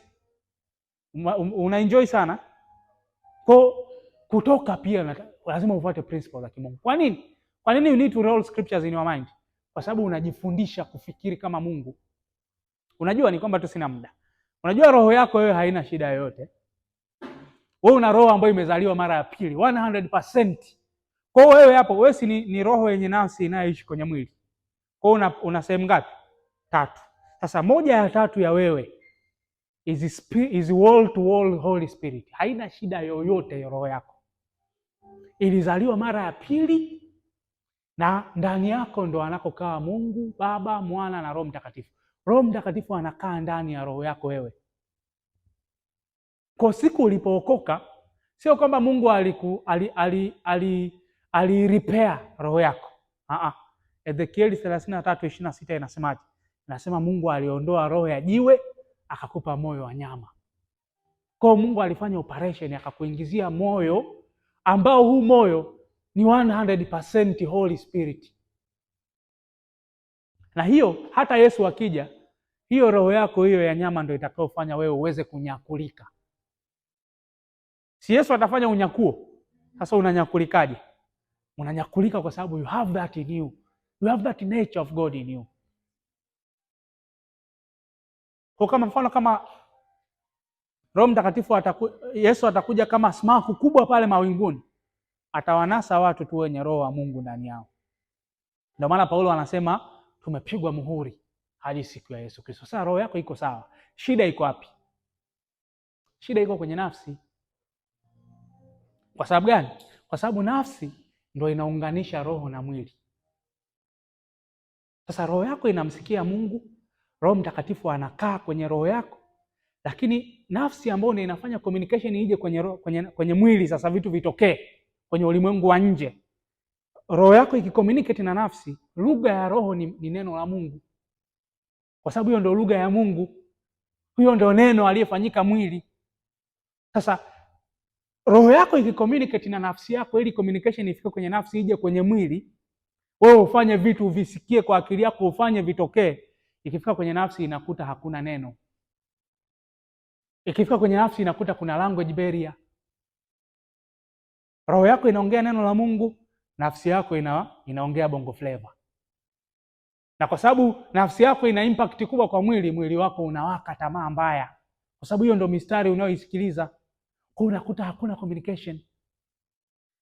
Matokeo yake ni nini? Matokeo yake ni kwamba tumeokoka lakini maisha yetu hayabadiliki. Kwa nini? Kwa sababu hakuna mawasiliano.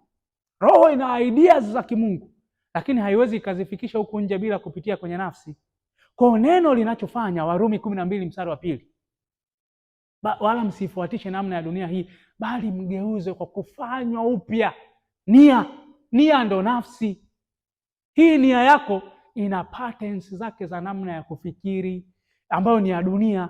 Sasa unaambiwa utumie neno la Mungu kutokea nje kwa kulisoma na kulitafakari, liingie kwenye nafsi yako, likufundishe kufikiri kama roho yako inavyofikiri, ili kuweze kuwa na nini? Kuweze kuwa na mawasiliano sasa, ili vitu viweze kutokea kwenye maisha yako. Kwa hiyo ukimsikia Mungu kwa roho yako, halafu ikaja kwenye nafsi ikakuta kuna neno, kwa nafsi yako inafikiri kama Mungu. Halafu ikaja kwenye mwili ikakuta mwili umetiishwa. Unajua mwili hauokoki, mwili unautiisha kwa nidhamu za kiroho. Unaweza ukawa umeokoka lakini ukiwa unasikiliza lyrics ya bongo flavor, unaangalia movie machafu, mwili wako utawaka tamaa na unaweza ukajikuta una addiction ya pornography na masturbation. Sio kwa sababu hujaokoka, kwa sababu mwili wako haujatiishwa. Kwa nafsi unaifundisha neno la Mungu, afu mwili unautiisha. Unautiisha vipi? Mifungo, neno, ibada, kuwaambia watu habari za Yesu, kuchagua kuishi maisha matakatifu. Hivyo vitatu vikikaa sawa, mambo utayaona kwenye maisha yako. Ngoja nimalize na mfano. Kuna kipindi fulani tulikuwa tuko wawili tu, mimi na mke wangu. Afu tulikuwa na watoto wawili kipindi hicho. Watoto wetu walikuwa wakubwa kidogo.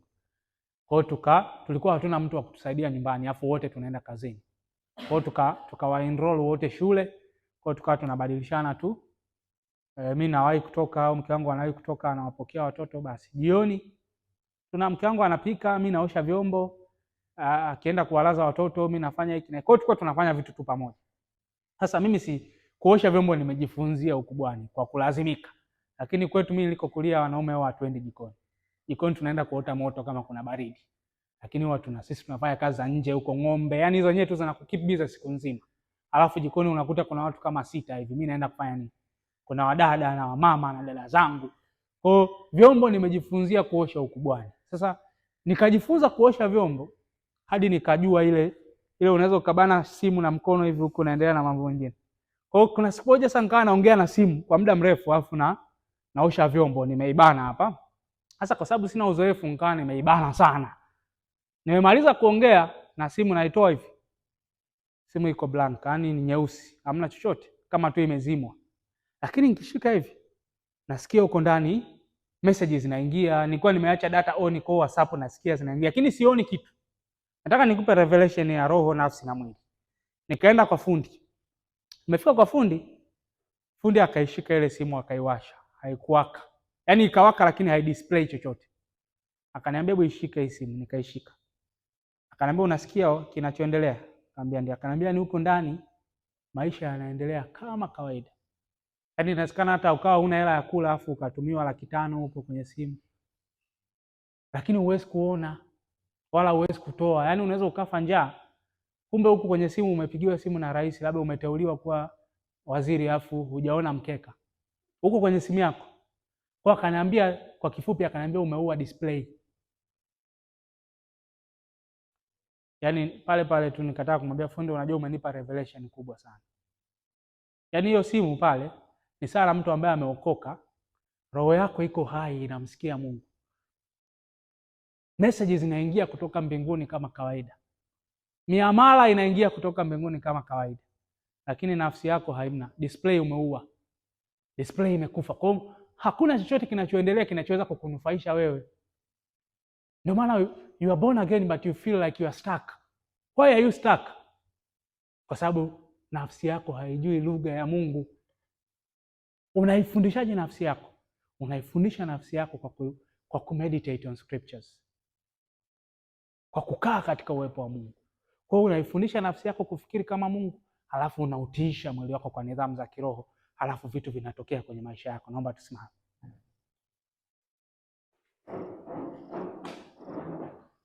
I still have a few minutes still. That's not. So I want us to pray. I want us to pray. To have some time in prayer. Naweza kupata praise team wawili watatu. Wewe ni Bwana